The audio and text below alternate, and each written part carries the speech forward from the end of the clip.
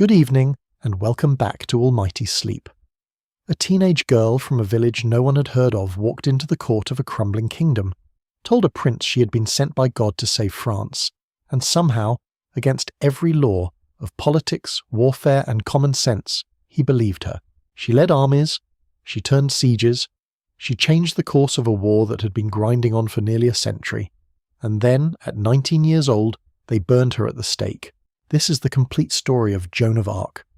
So before you get comfortable, take a moment to like the video and subscribe, but only if you genuinely enjoy what I do here. And while you're settling in, tell me where you are listening from tonight and what time it is in your corner of the world. I always love seeing the spread of places that join us for these late-night dives into history. Now dim the lights, maybe let a fan hum in the background, and let us ease into tonight's journey together. The world Joan was born into. France, at the edge of collapse. Before we can talk about Joan of Arc, we need to talk about the world she was born into. Because if you do not understand how badly things had gone for France by the early 1400s, I'm already ahead of myself, then nothing Joan did makes any sense. The miracle of her story is inseparable from the disaster that preceded it. You cannot appreciate the dawn without first sitting through an exceptionally long and miserable night, and France in the early 15th century was having an exceptionally long and miserable night. The roots of the problem stretch back nearly a century, to the year 1337, when a quarrel between the English and French crowns metastasized into what we now call the 100 Years' War. The name is a little misleading, by the way. It actually lasted 116 years, from 1337 to 1453, which tells you something about how good medieval people were at settling disputes. They were not good at it. At all. The fundamental disagreement was over who had the right to sit on the French throne. The English kings, beginning with Edward III, argued that they had a perfectly legitimate claim through their French royal ancestry. The French disagreed, fairly vigorously, mostly by raising armies. What followed was not one continuous war, but a series of conflicts separated by exhausted truces, punctuated by some of the most famous battles in medieval history.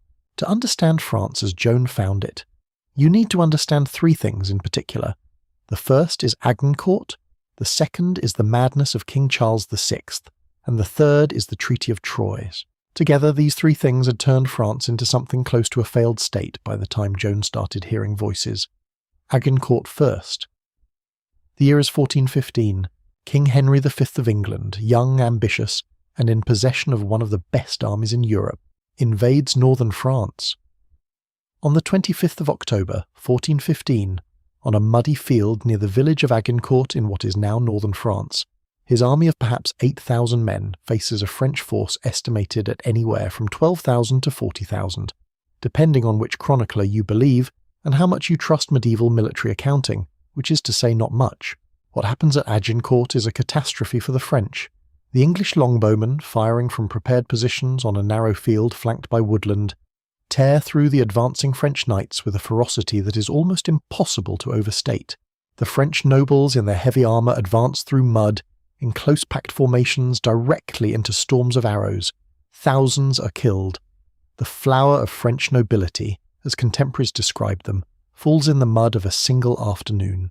French prisoners, taken in enormous numbers during the battle, are massacred on Henry's orders when he fears a counterattack, a decision that remains controversial to this day. Agincourt does not end the war, but it shatters French morale and prestige in a way that echoes for years. It is the kind of defeat that does not just cost lives, it costs a kingdom's belief in itself. Now add the second factor. King Charles VI of France, who had been on the throne since 1380, was going mad. He had experienced his first serious episode in 1392, when he attacked members of his own retinue while riding through a forest, killing several knights before being subdued.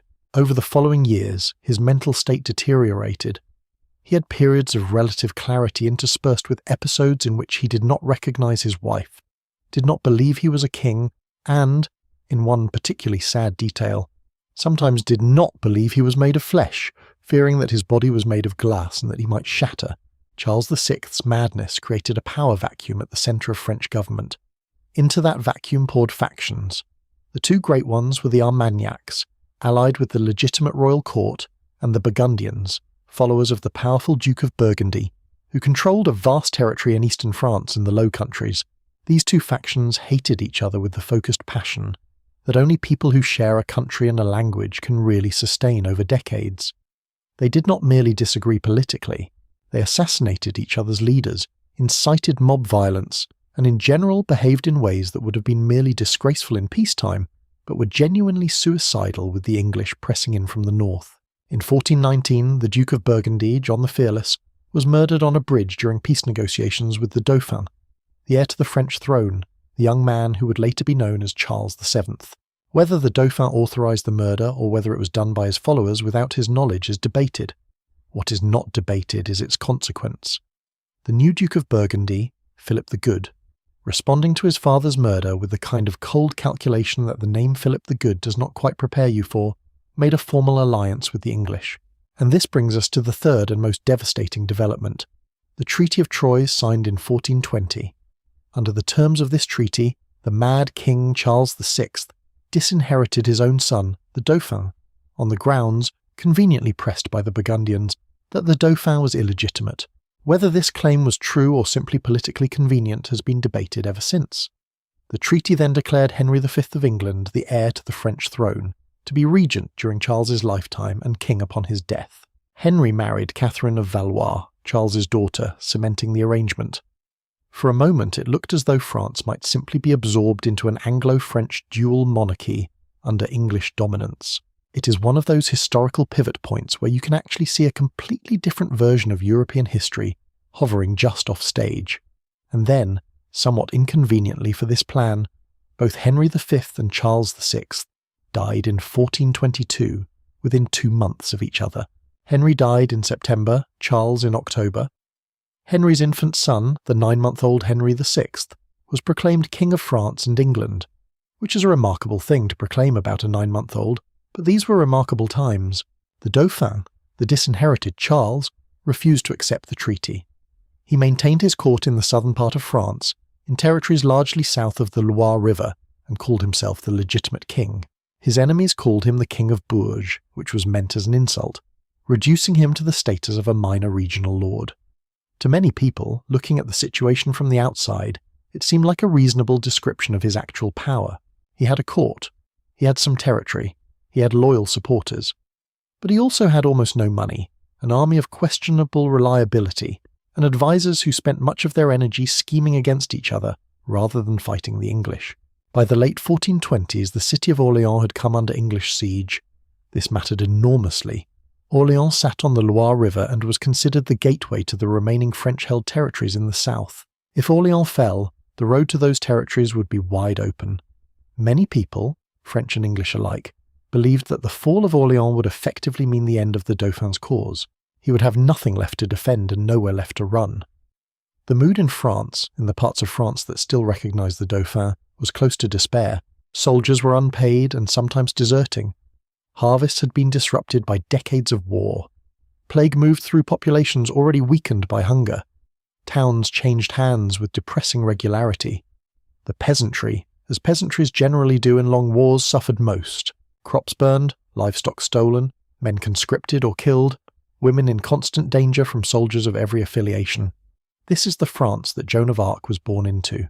Not a glorious medieval kingdom of tournaments and troubadours, though those things existed too for those rich enough to afford them, but a fractured, exhausted, frightened country that had been at war for most of a century and was losing. A country that had watched its army destroyed at Agincourt, its king lose his mind, its throne signed away by treaty, its greatest city under siege. A country that, by any rational analysis, was running out of road. Into this world, in a small village on the border of Lorraine, a girl was born who would change everything. Nobody knew that yet, of course. She was just a girl. But we will get to that. Domremy. The village, the girl, the voices. There is a village in the region of Lorraine, in what is now northeastern France, called Domremy. Today it is officially named Domremy-la-Pucelle, La-Pucelle meaning the maid, in honour of its most famous inhabitant. In the early 1500s, there I go again, in the early 1400s, it was simply Domremy, a small agricultural community of perhaps 50 or 60 families huddled along the Meuse River.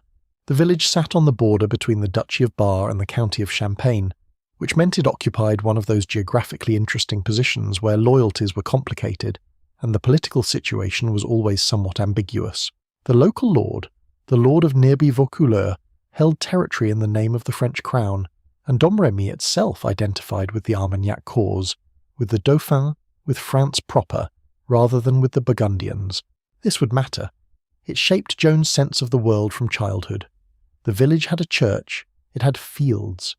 It had the kind of slow, rooted life that agricultural communities sustained across medieval Europe, planting and harvesting and tending animals and observing the liturgical calendar, which in the Middle Ages was not just a religious practice but the organising structure of the entire year. Lenten Advent and the feast days of saints were not decorative additions to life. They were life. The rhythms of the church and the rhythms of the farm were the same rhythms. Into this world, sometime around 1412, Joan was born. I say around 1412 because the exact date is not known. Joan herself, when asked at her trial, said she thought she was about 19 years old, which, if we work backward from 1431 when the trial took place, gives us approximately 1412. She was not entirely certain, which tells you something about how records were kept in a small medieval village. Baptismal records of the thoroughness we expect today were not standard practice. You were born, you were baptized, and the community knew you. That was generally enough. Her father was Jacques d'Arc, sometimes spelled Dark, and the later aristocratic particle D was not actually used by the family, whatever the romanticised versions of the story suggest. Jacques was a farmer, a substantial one by village standards. He held some land, he served in local administrative roles, he was by all accounts a respectable and reasonably comfortable member of the community, not rich, not poor, the kind of family that had enough to eat most years and enough standing to matter locally. Her mother was Isabelle Romay. The surname Romay was not a family name in the modern sense, but a designation indicating that someone in her family had made the pilgrimage to Rome, a significant enough event that it became a kind of inherited honorific. Isabel was, by the testimony of those who knew her, a devout woman. She taught her children their prayers, took them to church, and raised them in a faith that was sincere and practical rather than merely formal. This matters because Joan's faith, whatever else you make of it, was absolutely genuine. It was the air she breathed from birth. Joan had brothers, Jacques, Jean, and Pierre, and a sister, Catherine, who died before Joan became famous. She was close to her brothers, particularly Jean and Pierre, who would later follow her into her campaigns and stand by her in ways that her king ultimately would not. As a child, Joan did the things that children in agricultural communities did. She helped with the animals, she helped in the fields, she learned to sew and spin, skills she would later cite with some pride during her trial, which has a touching quality to it. A young woman in a hostile courtroom finding a moment of ordinary human dignity and saying, "Yes, I can sew. Ask anyone." She went to church. She prayed, apparently with an intensity that other children noticed, which could mean she was genuinely more devout than her peers, or could simply mean she was the kind of quiet, serious child who is often described in retrospect as having always been different. And then, when she was around 12 or 13 years old, the voices began. This is the part of Joan's story that no amount of historical context fully prepares you for, because it sits at the intersection of the very medieval and the very human in a way that is genuinely hard to navigate. The temptation is to reach immediately for an explanation, psychological, neurological, sociological, and those explanations are worth considering, but they should not be reached for so quickly that we skip past what Joan herself said, because what she said is remarkable and specific and deserves to be heard on its own terms before we start interpreting it. Joan described hearing voices. She described seeing light associated with the voices. She said that over time she came to identify the voices as belonging to specific figures: St. Michael the Archangel, St. Catherine of Alexandria, and St. Margaret of Antioch. At her trial, she was pressed repeatedly on the details. What did St. Michael look like? Did he appear with wings? Did he have hair? Did he smell? These questions are partly theological. The judges were trying to establish whether she was describing genuine divine communication or something else, and partly the kind of questions that come from people who genuinely want to know. Joan's answers were careful. She said she saw light. She said she heard voices. She said the voices were more beautiful than anything she could describe. She said that when the voices came she wept, and when they departed she wept also, because she wished they would take her with them. This last detail strikes me as one of the most human things anyone in the historical record has ever said about religious experience. She was homesick for somewhere she had never been. The voices, she said, told her she was good. They told her to go to church. And then, gradually, insistently, over months and then years, they told her something more specific and far more alarming. They told her that she had a mission, that she must go to the Dauphin, that she must raise the Siege of Orléans, that she must see Charles crowned King of France at the cathedral in Rennes. Now. Here is where I want to pause for a moment, because the historical and interpretive literature on Joan's voices is vast, and it runs in several different directions, and I think it is worth mapping briefly. The first camp says the voices were genuine divine communication. This is, not surprisingly, the position of the Catholic Church, which canonized Joan in 1920. It is also the position of many believers who see Joan's story as a straightforward, if extraordinary example of God intervening in human history through a chosen instrument. The second camp takes a psychological approach. Various researchers over the past century and a half have suggested that Joan may have experienced epilepsy, specifically temporal lobe epilepsy, which can produce auditory and visual hallucinations of an intensely religious character. Others have suggested schizophrenia, bipolar disorder with psychotic features, or other conditions. The challenge with these diagnoses is that we are working from a distance of 600 years, from trial records that were not designed to capture medical symptoms and applying diagnostic categories that did not exist in the 15th century to a person we cannot examine. It is interesting. It is speculative. It is not definitive. A third approach, taken by many historians, focuses less on the origin of the voices and more on their social and cultural context. Joan lived in a world saturated with religious language, with the stories of saints, with the belief that the divine could and did communicate with human beings directly. Visionary experience was not the bizarre anomaly it might seem today. There was a well-established tradition of holy women, Hildegard of Bingen, Catherine of Siena, Bridget of Sweden, whose mystical experiences had been taken seriously by the church and by secular powers. Joan emerged from a culture that had in some sense prepared a space for what she claimed to be. None of these perspectives fully resolves the question, and I would suggest that the inability to fully resolve it is part of what keeps Joan of Arc alive as a figure across 6 centuries. She remains genuinely mysterious in a way that cannot quite be explained away. What we can say is that from around 1424 or 1425, Joan was living with the knowledge that she had been given a task. That knowledge was, by her own account, not entirely welcome at first. She was a girl from a small village. She had no military training, no political connections, no resources, no standing. The task she had been given was insane by any ordinary measure. The voices told her to go and save France, and France was losing a war that had been going on for nearly 90 years. She waited. The voices grew more insistent, and eventually she stopped waiting. The mission takes shape. A girl with a task. By the time Joan was 16 or so, the situation both personally and nationally had become urgent. Domremy itself had been attacked. In the summer of 1428, Burgundian soldiers raided the village and burned it. The inhabitants fled to the nearby town of Neufchâteau for a time. The war that had been a distant reality, something that happened elsewhere to other people, had arrived on Joan's doorstep in the most literal possible way. The church she had prayed in all her life, the fields she had walked, the village she had always known, all of it vulnerable, all of it threatened, and the Siege of Orléans had begun in October of 1428. The voices, Joan would say, became more pressing, more urgent. The time for waiting was over. Her first problem was practical and somewhat enormous. She was a peasant girl. She had no access to the Dauphin's court, no connections among the nobility, no way of simply presenting herself to the people who needed to hear her message. There were, it is worth noting, a fairly large number of people in medieval France who claimed divine visions and divine missions, and the filtering mechanism for deciding which ones to take seriously was informal, inconsistent, and generally weighted heavily against people without social standing, which Joan did not have. What she did have was the garrison commander at Vaucouleurs, a man named Robert de Baudricourt.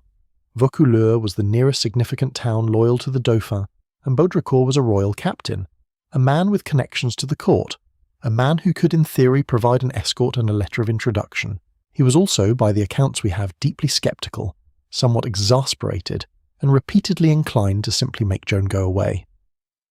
Joan's first approach to Baudricourt was in May of 1428. She arrived in Vaucouleurs accompanied by a cousin by marriage, a man named Durand-Laxart, whose willingness to help his young kinswoman in this somewhat alarming enterprise says something either about his faith in her or about his general tolerance for unusual requests. Joan told Baudricourt that she needed an escort to take her to the Dauphin, that she had been sent by God, that she would see Charles crowned at Reims. Baudricourt's response was essentially, take her home and tell her father to box her ears, which is not an unreasonable response, honestly. He was a military commander in a difficult situation, running a garrison in contested territory. He did not have time for teenage girls from the countryside claiming divine mandates.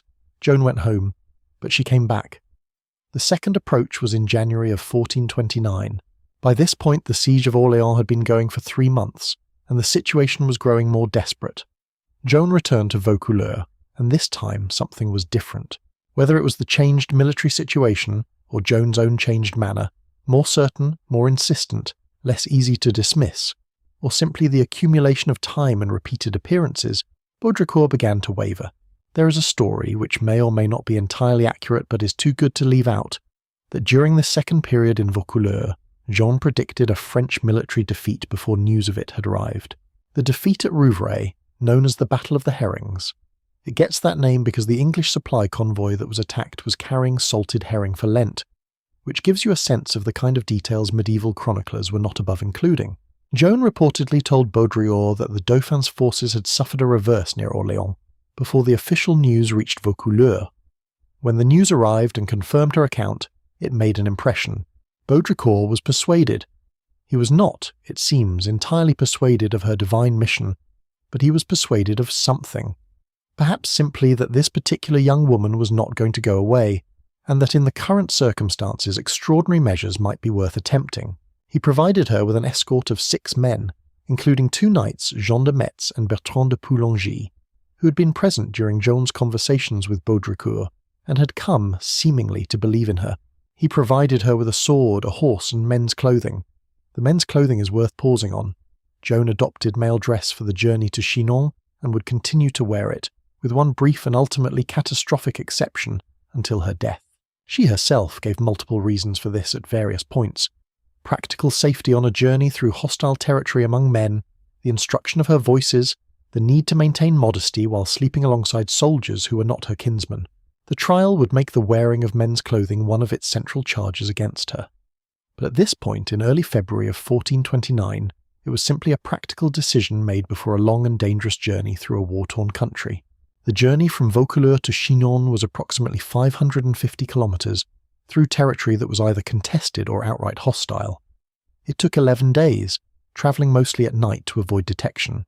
Jean de Metz would later testify that he doubted several times whether they would make it, and that Joan, on horseback through cold February nights, maintained a composure and certainty that he found more unnerving than the danger. They arrived at Chinon in late February or early March of 1429. The court of Chinon, a peasant girl meets a Prince Chinon, is a town on the Vienne River in the Touraine region, and in 1429 it was the home of the Dauphin's court, such as it was. Courts in this period were not fixed in the way we might imagine. They were itinerant, moving from castle to castle, dependent on the hospitality and resources of local lords. Chinon's castle, which still stands today in partial ruin above the town, was where Charles kept his court, his advisors, his debts, and his increasingly threadbare sense of royal dignity. The court of the Dauphin in 1429 was not a particularly cheerful place. Charles was in his mid-20s, slight, and, by the portraits we have, which admittedly may not be flattering, not a physically impressive figure. He had grown up in the middle of his father's madness, his mother's political manoeuvring, the Treaty of Troyes, and the constant insecurity of a man whose legitimacy was disputed and whose resources were never quite equal to his situation. He was intelligent. He was educated. He was also, by many accounts, prone to anxiety and indecision, in a way that made perfect psychological sense given his background, but was not ideal in a leader during a military crisis. His advisors were a mixed group. Some were genuinely devoted to his cause, others were primarily devoted to their own position and influence. The most powerful at this moment was Georges de la Trémoille, a nobleman of considerable wealth and considerable self-interest who would prove, over the following years, to be one of the more significant obstacles in Joan's path, not because he opposed her immediately, but because he was always calculating, always managing, always ensuring that no one, including Joan, acquired influence that might threaten his own. When Joan arrived and requested an audience, the court did not immediately admit her. There were days of waiting, of negotiation through intermediaries, Of cautious inquiries about this young woman from Lorraine who claimed a divine mission, some in the court argued she should not be received at all, others were more curious. There was a prophecy circulating at the time, probably of fairly recent fabrication, but genuinely believed, that France would be lost by a woman and saved by a virgin from the marches of Lorraine. Joan fit the second half of the description. Whether the first half applied to anyone in particular was tactfully left somewhat vague. Joan was eventually admitted to the court, and here we come to the famous story of the test. According to the accounts that have come down to us, Charles arranged a trick. He dressed himself as one of his courtiers and placed another man in the prominent position, seated or standing where the Dauphin might be expected to be. The idea was to see whether Joan could be fooled, and if she could be fooled, that would be evidence that her supposed divine knowledge was not particularly reliable. Joan, so the story goes, walked into the great hall, looked at the assembled court and went straight to Charles. In some versions, she kneels before him immediately. In others, she approaches him and identifies him quietly. In all versions, she picks out the real Dauphin from among the assembled courtiers despite his disguise. How she did this is, like so many things about Joan, disputed. One explanation is that the test was not as thorough as later accounts suggest. Charles may have been recognizable to anyone who had seen him before, and Joan might have had opportunities to see him, or descriptions of him before the meeting. Another is that she simply walked toward the most nervous-looking person in the room, which in the circumstances was probably not a bad heuristic. A third is that her voices told her, which is what Joan said. What happened next is even more extraordinary, and also more certain. Joan spoke privately with the Dauphin. The conversation lasted some time. No one else was present for the most significant part of it. We do not know precisely what was said. Joan, at her trial, refused to reveal the full content of the private message she gave Charles, saying that it was between her and the king, but the effects were documented by those who watched Charles's face during and after the conversation. He was shaken. He was moved. He emerged from the conversation visibly affected in a way that those who knew his usual guardedness found remarkable. What did she say? The most common theory, supported by fragmentary later accounts, is that she told him something private about his own doubts, possibly about his legitimacy, about a private prayer he had made, about something that no one else could have known. Whether this knowledge came from divine revelation or from careful intelligence gathering by whoever was supporting Joan's mission is another of those historical questions that remains genuinely open. What Charles did next was not to hand Joan an army. He was not yet that convinced. Instead, he sent her to Poitiers, where a panel of theologians, lawyers and churchmen spent several weeks examining her. The Poitiers examination has been described by Joan, somewhat uncharitably, as a waste of time. She had not, she reportedly said, come here to be examined, she had come here to fight. But she submitted to the questioning with a patience that those who knew her impatient directness found somewhat remarkable. The examiners at Poitiers asked her about her voices, her mission, her faith. They asked her theological questions designed to reveal any heretical tendencies. They examined her physically. This was the medieval world, and her virginity was considered relevant to her claim of divine mission, the maid being a significant part of her identity and her authority. The physical examination confirmed what she claimed. The verdict from Poitiers was cautious but positive. No evidence of heresy or evil had been found. The examiners noted that given the desperate circumstances, refusing to at least try what she proposed would itself be a kind of failure of faith. The report has a somewhat uncomfortable quality. You can feel the examiners hedging, protecting themselves, not wanting to be wrong in either direction. But the conclusion was that Joan should be given the chance to prove herself. Charles agreed. Reluctantly, cautiously, but he agreed. Joan would go to Orléans. She would be given troops, supplies, and the authority, though not the independent command, to attempt the relief of the siege. It was not everything she wanted. It was enough to begin. Outfitting a warrior saint, armour, banner, and the sword of Sainte Catherine de Fierbois. Before Joan could go anywhere near Orléans, she needed to be outfitted. An army in the field in 1500, the 1400s, I cannot stop doing this, required equipment, and a commander at the front required particular equipment. Joan needed armour. She was fitted for a suit of plate armour, made to her measurements. This was not cheap. This was not something that happened for ordinary people. Plate armour was custom work, expensive, time-consuming, and its provision to a teenage girl from Domremy says something about how seriously the people around the Dauphin were beginning, cautiously, to take her. The armour was white, or described as white. The metal polished bright, without painted device, which gave her a striking appearance that witnesses later described in terms that blurred the line between military practicality and something more like vision. But the sword is the detail that people remember. Joan requested a specific sword, not a sword from the royal armoury, not a sword chosen from available stock. She told her supporters that there was a sword buried behind the altar at the chapel of Sainte Catherine de Fierbois, a pilgrimage site near Chillon that Joan had briefly visited on her journey to the court. She said her voices had told her the sword was there. They sent men to look, and they found it. Buried behind the altar, rusted, its condition unclear in the various accounts. Some say it was nearly dissolved, some say it cleaned up readily, was a sword, with markings on the blade, exactly where Joan had said it would be. This is one of those details in Joan's story that resists easy explanation and rewards simply sitting with. She had no known prior information about the chapel's contents. She had stopped there briefly but had not reported rummaging behind the altar, yet she said a sword was there, and it was. You can argue about the explanation. You probably should. But you should also just let the strangeness of it sit for a moment before you reach for the explanation. The sword was cleaned, fitted with a scabbard, and given to Joan. She reportedly preferred the banner she carried into battle over the sword, and frequently said she had never killed anyone with the sword, an interesting detail in a woman who led armies and stood in the middle of battles.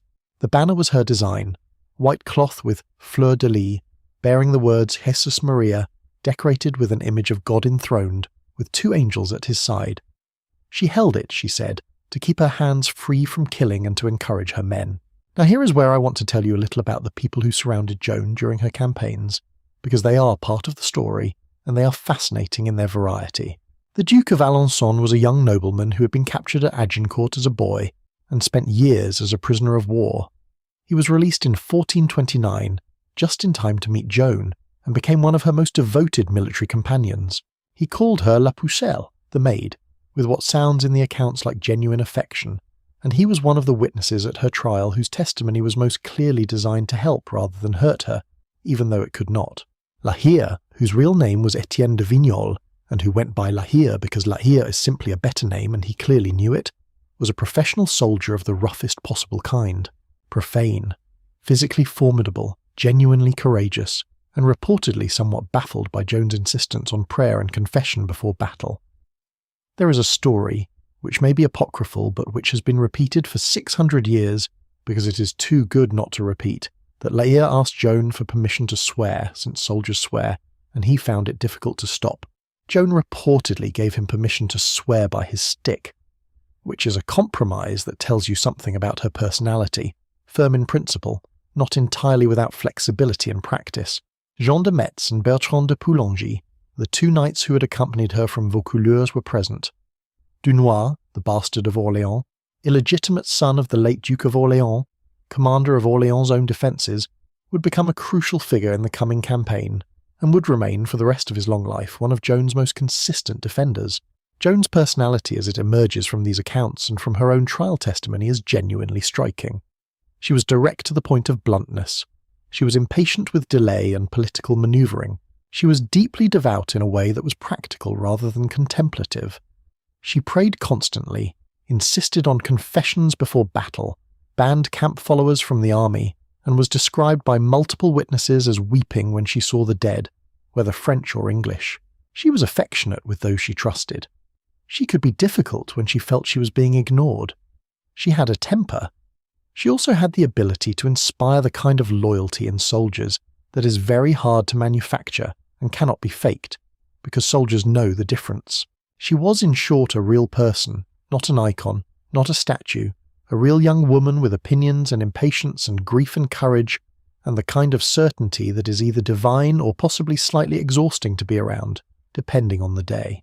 The Siege of Orléans, France's last gamble. Orléans sits on the Loire River, and in April of 1429 it had been under English siege for 6 months. 6 months is a long time to be under siege. It means food getting shorter, morale getting lower, and the constant psychological pressure of watching enemy fortifications being built closer and closer to your walls. The English had not managed to completely surround the city. The north bank of the Loire was under their control, but the south bank and the river itself were still accessible, but the noose was tightening. The English forces at Orléans were led by the Earl of Suffolk, one of the more capable English commanders of the period, and the fortifications they had built, a series of bastides, fortified positions around the city, were formidable. The garrison of Orléans, under Dunois, had been holding on with a combination of determination and the kind of stubborn refusal to give up that sometimes carries people through situations that the rational analysis says are hopeless.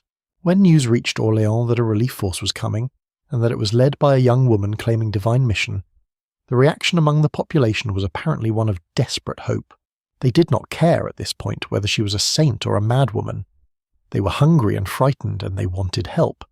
If God had sent a girl from Lorraine to bring it, then God had sent a girl from Lorraine, and they would welcome her accordingly.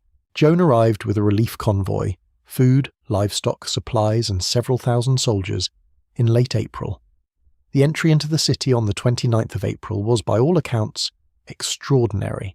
The people came out to meet her, crowding around her horse by torchlight, trying to touch her armour, her banner, her horse. Some accounts say the crowd was so thick that she could barely move. She reportedly spoke to them from horseback, calming and encouraging. The entry into Orléans is one of those moments that must have felt to the people who experienced it like something changing, not the military situation, that had not changed yet. The English were still there, the fortifications were still there, but something in the air, some current of hope or faith or collective decision that things might be different now. These moments are real. They are not always followed by the changes they seem to promise. In this case, they were. The first days inside Orléans were not entirely smooth. Joan had views about how the campaign should proceed that did not entirely align with those of Dunois and the other commanders. She wanted to attack immediately, directly, and vigorously. The commanders, who had been fighting a careful defensive campaign for months, were more inclined to caution. There were arguments. There were moments where Joan was essentially left out of council meetings because the commanders did not want to argue with her again. She apparently found out about a planned sortie after it had already been decided and told the commanders with considerable frankness what she thought of being left out of decisions. The English fortifications were taken one by one over a period of several days in early May. The assault began on the 4th of May with the capture of the fort of Saint-Lô, which Joan joined in progress, having apparently been napping when it started, and woken up by what she described as her voices telling her to go, which is an image, Joan of Arc woken from a nap by her saints, grabbing her armour and running out the door, that is both entirely medieval and entirely human. The assault on the main English fortification, Les Tourelles, came on the 7th of May. Les Tourelles was the fortified bridge complex on the south side of the Loire, the most strongly defended of the English positions and the symbolic heart of the siege. Taking it would not by itself end the siege, but it would break the English grip on the Loire crossing and change the psychological dynamic completely. The assault was brutal. The fighting went on for most of the day, with French forces attacking up scaling ladders against defenders who had the considerable advantage of height and cover. Joan was in the thick of it. Sometime in the afternoon she was struck by an arrow. The shaft entered above her breast, between her neck and shoulder. She went down. This is one of those moments in Joan's story where the accounts become vivid with detail, as if the writers needed to slow down and be precise about what they saw. Joan was carried back from the fighting. She pulled the arrow out herself, according to some accounts, or had it pulled by those around her. She wept from pain. She refused the offer of a charm to ease it. This was the kind of folk magic that the medieval world accepted as routine, and Joan, interestingly, declined it on grounds that it would be improper for her. She prayed instead. And then, after a period of rest that different accounts estimate at somewhere between half an hour and several hours, she got back up. She went back to the assault. She planted her banner at the edge of the fortification, and the French soldiers, who had been faltering, who had been considering retreat, saw her banner and attacked. Les Tourelles fell that evening. The next morning, the English forces that had been besieging Orléans from the north bank of the Loire drew up in battle formation, apparently prepared to fight. The French forces came out to meet them, and then, for a period of about an hour, the two armies faced each other across the field and did not attack. Joan reportedly instructed the French not to attack on a Sunday. Again, that combination of warrior and devout girl that makes her so hard to categorize. The English, after standing their ground for a while, withdrew. The Siege of Orléans was over. It had taken 9 days from Joan's arrival. The speed of it stunned everyone. The English had been besieging Orléans for 6 months and had appeared close to success. In 9 days, their fortifications had been taken and their forces driven back. Contemporaries on both sides reached immediately for supernatural explanations, which is perhaps understandable. The English, some of them, began to say that they had been fighting a witch. The French began to say that they had been fighting with a saint. Neither explanation fully accounts for what happened, but the effect was real. The Siege of Orléans was lifted, and nothing in the war was quite the same afterward. The Loire campaign, momentum and miracles. After Orléans, Joan did not rest. She was constitutionally incapable of it, apparently. The voices were still with her, the mission was not finished, and there were towns along the Loire that needed to be liberated before the march to Reims could begin. The commanders around her, still somewhat stunned by what had happened at Orléans, found themselves being pushed forward by the force of her certainty before they had fully caught their breath. The Loire campaign of June 1429 moved with a speed and success that, even accounting for the changed morale on both sides, was remarkable. The towns of Jargeau, Meung-sur-Loire and Beaugency were taken in rapid succession. Jargeau fell after a short assault in which Joan was again struck, this time by a stone that hit her helmet, and again got back up and kept going. The Duke of Alençon, who had been standing nearby, was apparently warned by Joan to move just before a cannonball killed a man in the spot where he had been standing. He moved. Later he said he did not know how she knew. He also later said he would follow her anywhere, which seems like a reasonable conclusion to draw from the experience. The most militarily significant engagement of the Loire campaign was the Battle of Patay on the 18th of June, 1429. The English forces retreating northward were caught in the open by French cavalry, before they could form the defensive positions that had proved so deadly at Agincourt and other battles. Without the stakes planted to stop cavalry charges, without the narrow field that had funneled the French into killing zones, the English bowmen were overrun. The result was a rout. The English commander John Talbot, one of the most feared English soldiers of the period, a man whose reputation had made him something close to a bogeyman in French military culture, was captured. The Earl of Fastolf, another experienced commander, fled the field, a decision that earned him lifelong disgrace back in England. The French losses were minimal. The English losses were substantial. Patay was not Agincourt in reverse exactly, but it came close. It demonstrated that the English military advantage that had seemed so overwhelming, the longbowmen in defensive formation, was not invincible. It could be overcome with speed, aggression, and the willingness to close quickly before the defenders could prepare. These were lessons Joan had apparently absorbed intuitively, and which the French commanders were learning alongside her. The psychological effect of these weeks, Orléans, then Jargeau, then Meung, then Beaugency, then Patay, was compounding in both directions. Among the French, the conviction was growing that Joan was exactly what she claimed to be. Among the English, something subtler and more frightening was happening. Doubt. The certainty that had characterized English conduct in France since Agincourt, the sense of inevitable superiority, was cracking. Soldiers who'd been told Joan was a witch began to wonder if witches could be this effective. Some began to wonder if they were fighting against something they did not understand. Joan during this period was described by those around her as joyful, energetic, sometimes moved to tears at the sight of the dead, which she asked to be given proper burial and last rites where possible. She heard Mass whenever she could. She confessed constantly. She sent letters to the English commanders asking them to leave France and avoid further bloodshed, in tones that managed to be simultaneously genuinely pious and somewhat imperious. The English did not leave, but the letters survive, and they give you Joan in her own voice in a way the trial transcripts, shaped by adversarial questioning, do not always manage. She was not asking the English to surrender. She was giving them the chance to avoid what she clearly believed was coming for them. She was 19. She was writing to experienced military commanders. She was telling them to go home, and she was right. The road to Reims, convincing a reluctant prince with the Loire campaign finished, Joan turned her full attention to the thing she had always said was central to the mission. Not just lifting the siege, not just winning battles along the river, the coronation. Charles had to be crowned at Reims. This requires a brief explanation, because to modern ears it might seem like a strange priority. The Dauphin was already the Dauphin, already recognised by his supporters as the legitimate king. He had a court, a territory, loyal soldiers, and the backing of a cause that half of France still believed in. So why did he need a coronation? What would actually change? In the medieval understanding of kingship, quite a lot would change. Quite a lot. The coronation at Reims was not simply ceremonial in the way that modern state ceremonies tend to be. Dignified, meaningful, but ultimately secondary to the real business of governance. In the 15th century it was constitutive. That is the word historians use, and it's exactly the right word.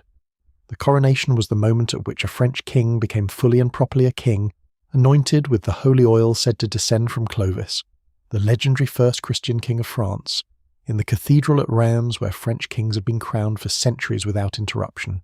The ritual was not a recognition of something that already existed. It was the thing itself. A king without coronation was, in the language and logic of the time, incomplete. A claimant. A pretender even, whatever his actual bloodline. The ceremony at Reims would not simply confirm Charles's legitimacy in the eyes of the world, it would create it before God and man in a way that no battlefield victory, no political treaty, no popular acclamation could replicate or replace. The difference, to put it simply, was the difference between a man who said he was king and a man whom God had made king. In a world that organised itself around that distinction, it was not a small difference, it was everything. Joan understood this with a clarity that some of Charles's more conventionally political advisers did not fully share or chose not to share, which is a slightly different thing. The advisers thought in terms of territory and armies and strategic advantage, the calculable things, the things that could be mapped and counted and argued about in council chambers. Joan thought in terms of the thing that would actually end the dispute at its root. A king made undeniably a king before God at the altar, where French kings were made. Once that happened, the English claim to France did not simply weaken. It became, in the deeper sense that the age could articulate, illegitimate, not just politically inconvenient, wrong, contrary to the will of heaven. She had understood this from the beginning. It was one of the first things the voices had told her, alongside the relief of Orléans. The coronation and the siege were always part of the same mission, and having accomplished one, she was not remotely interested in stopping. The problem, as always with Joan's plans, was the gap between the vision and the logistics. Reims was deep in territory that was either English or Burgundian, the city itself was technically in Burgundian-aligned territory, and the route from the Loire was long, several hundred kilometres through country that had not seen a French army in years. Towns that had accommodated themselves to English or Burgundian authority would need to be persuaded by diplomacy or by force to open their gates. The English might intercept the army somewhere along the route, supply lines would be stretched, and if the march failed, if the army was defeated in the field or simply stalled and turned back, the loss of momentum and prestige would be devastating. Charles hesitated. This should surprise nobody who has been paying attention to Charles throughout this story. Hesitation was his default position in moments of risk, which is understandable given his history, but was becoming, by the summer of 1429, genuinely frustrating to the people around him who wanted to press forward. His advisers counselled delay, consolidation, the securing of existing gains before risking them on a march through hostile territory. Better to hold what had been won than to gamble it on an ambitious overreach that might come to nothing. La Trémoille was particularly unenthusiastic. He was, as I have mentioned, never enthusiastic about things that would increase Joan's prestige and reduce his own influence over the king. A successful march to Reims, a coronation achieved through Joan's advocacy and momentum, would make her position at court even stronger and his even more precarious. His caution was not purely about military risk, it was also about self-preservation, which was the thing La Trémoille was most consistently good at throughout this entire period. Joan was not interested in any of this. She was not interested in delay, not interested in consolidation, not interested in the careful, hedged, risk-managed approach that the men around Charles preferred. She went back to Charles, repeatedly, pushing, urging, making her case in terms that sometimes bordered on the kind of blunt directness that could have gotten someone with less extraordinary status into serious difficulty. She wrote letters to the king, she requested audiences, she argued in council. She made her position clear in a manner that left no room for misunderstanding and very little room for comfortable evasion. She wore them down. Eventually, in late June of 1429, the army marched. What happened next is where the story becomes almost surreal in its ease, and I want you to sit with that word for a moment. Surreal. Because the march to Reims does not behave like a military campaign. It behaves like something else, something harder to categorize. The towns along the route, which by any rational strategic analysis should have been hostile and resistant, opened their gates, one after another. Auxerre negotiated a deal that allowed the army to pass. Saint-Florentin opened without a fight.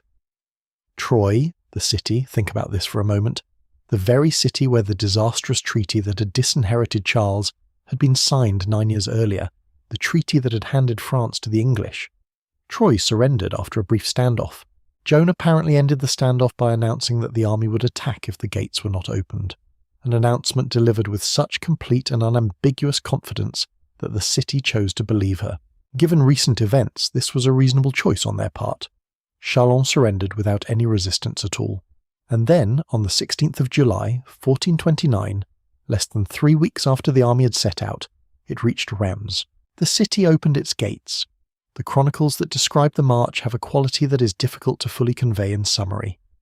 They describe an army moving through summer countryside, through towns suddenly flying French colours where Burgundian flags had been hanging the week before, through populations who came out to the roads cheering, weeping, reaching out to touch the maid's armour, or the flank of her horse or the edge of her banner.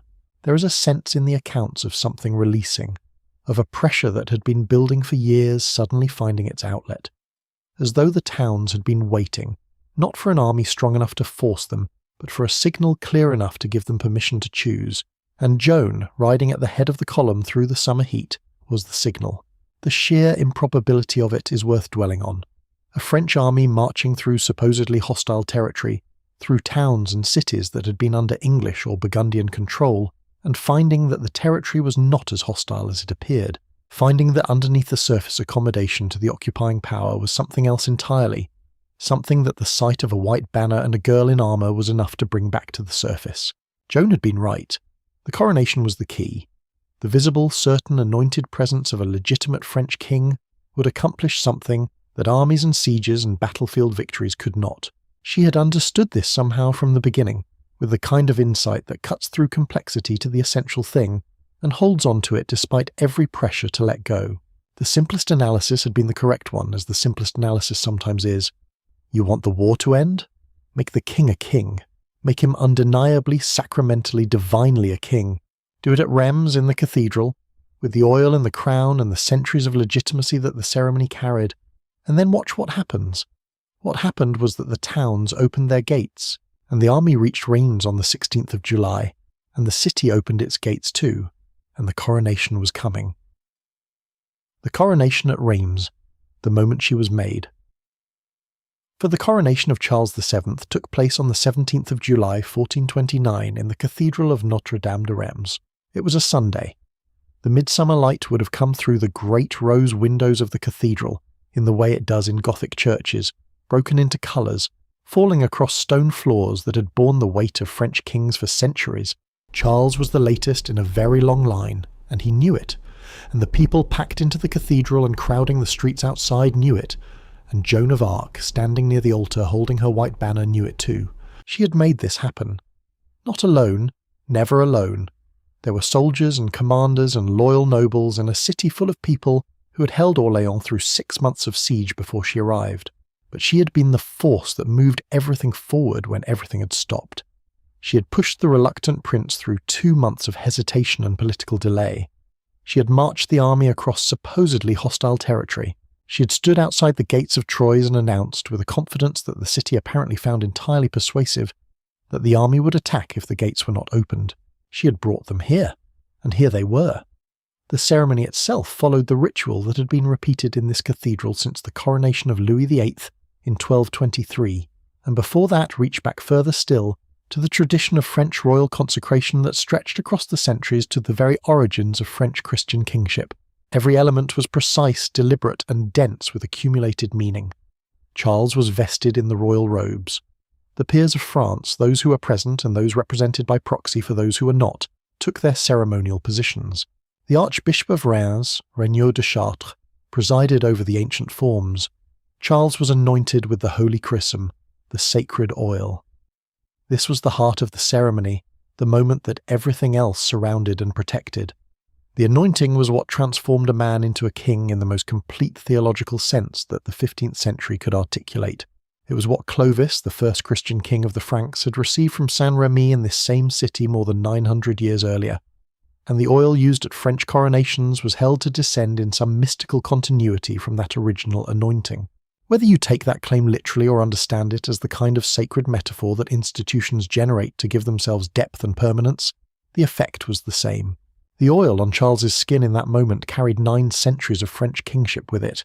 He was invested with the regalia, the sword, the ring, the sceptre, the hand of justice, each object placed with the appropriate prayer and formula. He was crowned by the archbishop. He was, in the language and theology of the time, made fully and properly a king, not recognised as one, not acclaimed as one, not argued into being one through political negotiation or military force. Made. The distinction mattered enormously.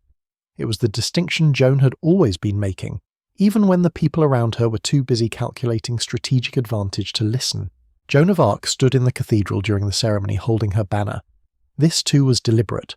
The banner was there because she had insisted it be there, and when she was asked about it at her trial 2 years later, asked by judges who were trying to destroy her and who treated every choice she'd ever made as potential evidence of heresy or fraud, she gave one of the most quietly devastating answers in the entire trial record.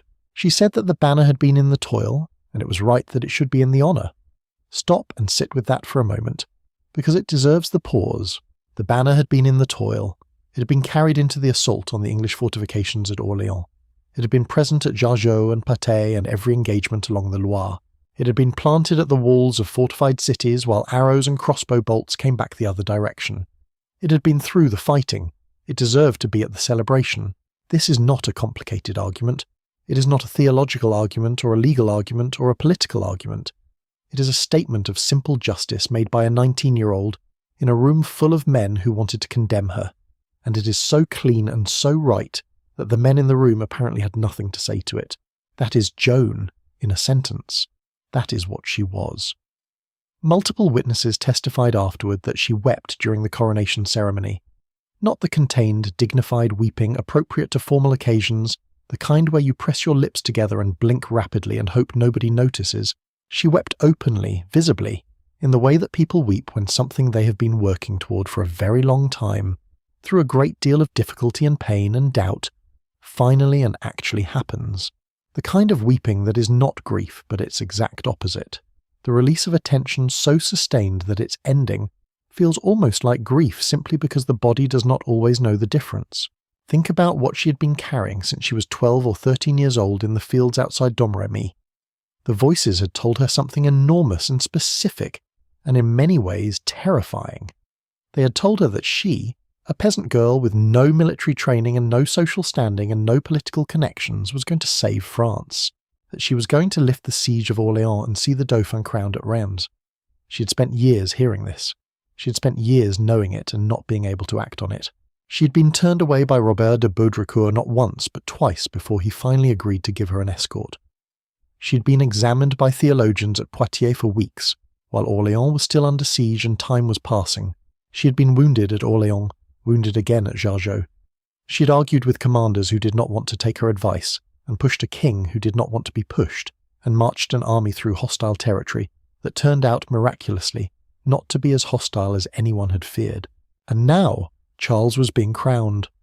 The thing the voices had sent her to accomplish was accomplished. She had done it. After the ceremony, when the formal ritual had concluded, and the cathedral was filled with the noise and movement of celebration, she reportedly went to Charles. She embraced him. She called him by the title she had spent months working to give him, Mon gentil roi, my gentle king. She told him that the pleasure of God was now accomplished, that the will of heaven, which had been driving her forward since she was a child in Lorraine, had been fulfilled. And then she said something that her later trial testimony would return to, something that the witnesses who recorded it clearly found significant enough to preserve. She said she wished she could go home, that her mission, she felt, was complete, that the task had been given to her and she had done it, and she would like now to go back to Domremy, to her father's house, to the village she had left more than a year ago as a girl with a message no one believed. She was 19 years old and she wanted to go home. This is possibly the most human thing in her entire story, which contains many human things. Not the voices or the battles or the trial, extraordinary as all of those are. The moment after the coronation when she told the king she had just crowned that she wanted to go home, that she had done what she came to do and she wanted to rest. She did not go home. She could not go home. Events were already moving in directions that would not allow it. The war was not finished. The English were still in France. The political situation around Charles was still complex and contested. Her own voices were still speaking, and her own character, that forward-pushing impatience that had carried her from Domremy to Chinon, to Orléans to Reims, was not the kind of character that stops easily once it has been in motion, but for a moment. And I think this moment is worth holding gently, without rushing past it toward what comes next. For a moment in the Cathedral of Reims on the 17th of July, 1429, Joan of Arc was as close to complete as a person in her circumstances could be. The thing had been done. Whatever came after, and what came after was not kind, the thing had been done. She also, around this time, wrote a letter to Philip the Good, Duke of Burgundy. It is a remarkable document, and if you have not read it, you should. It is direct in the way that all of Joan's communications were direct, which is to say bluntly, and without the elaborate diplomatic hedging that formal correspondence of the period usually employed. It is theological. It is, in places, a little imperious, in the way that someone who genuinely believes they are carrying a divine message can sometimes be imperious without quite realizing it. But it is also, underneath all of that, a genuine appeal. She did not threaten Philip. She invited him. She asked him to come to peace. She said that if he wished to make war, he should make it against the enemies of the Christian faith rather than against the Kingdom of France and its rightful king. She believed, or strongly hoped, that the coronation had changed the political situation fundamentally enough that even the Burgundian alliance might shift, that Philip might look at a crowned and anointed Charles VII and recalculate. Philip the Good was a careful, intelligent, politically sophisticated man who had been allied with the English since his father's murder on the bridge at Montereau, an alliance that served his interests in concrete and calculable ways. He was not going to break it because a teenage girl wrote him a theologically charged letter, however remarkable the girl was. He negotiated. He stalled. He made diplomatic noises that suggested flexibility without actually being flexible. He did not break with England. But Joan had written the letter because she believed it might work. She had believed, standing in the sunlight outside the cathedral at Reims, with the sound of the celebration still in her ears, that the moment of the coronation was large enough to change even the most entrenched political arrangements, that the world, having witnessed God's evident will expressed through a crowned king, might simply reorganize itself around that fact. It did not. The world rarely does. But the belief itself, the willingness to write the letter and mean it, to believe that one transformative moment might be enough to end a war that had been running for nearly a century, that belief tells you something essential about who Joan was and why she did what she did, and why, 600 years later, we are still here talking about her. For now, though, let the cathedral hold her for a moment longer. Let her stand there with her banner in the coloured light, weeping for reasons she probably could not have fully explained, wanting to go home, having done the thing she was sent to do. She had done it. Whatever came next, she had done it. The decline begins, Paris, failure, and political wins. History rarely gives its heroes clean endings. If it did, Joan's story would have concluded in the cathedral at Reims, on the 17th of July, 1429, with the banner and the tears and the embrace of the king she had just crowned, and we would remember her the way we remember figures who arrive, accomplish the impossible, and depart before the world has time to turn on them. But history does not work that way. It keeps going. It keeps applying pressure. And the people inside it, however extraordinary, are still inside it, still subject to its grinding momentum, still vulnerable to the slow accumulation of forces that even the most remarkable individuals cannot fully hold back. The coronation at Reims was the peak of Joan's story. Everything after was in one way or another a descent. Not immediately, not in a single catastrophic moment, not without pauses where things seemed to stabilize or even briefly improve, but the trajectory was downward from that Sunday in July, and it moved with a kind of relentless internal logic that is genuinely painful to follow. Partly because the events themselves were painful, and partly because Joan herself seems not to have fully understood how exposed she was becoming, how the ground was shifting beneath her feet even while she was still pushing forward with the same certainty that had carried her from Domremy to Orléans to Reims. The first sign came almost immediately after the coronation, and it came in the form of diplomacy, which in Joan's experience had always been the enemy of momentum. Charles and his court, newly energized by the coronation but still fundamentally cautious in their political instincts, began negotiations with the Duke of Burgundy for a truce. Philip the Good had not responded to Joan's letter with the change of heart she had hoped for, but he was willing to talk, and talking was something Charles's advisors were always more comfortable with than fighting. Joan was present in some of these discussions. She was not driving them. The pace of diplomatic negotiation, slow, careful, full of qualifications and deferments, and elaborate courtesies that concealed rather than advanced the real business, was not a pace that suited her temperament or her sense of urgency. She wanted to press forward. She wanted to take Paris. This was not an unreasonable military instinct.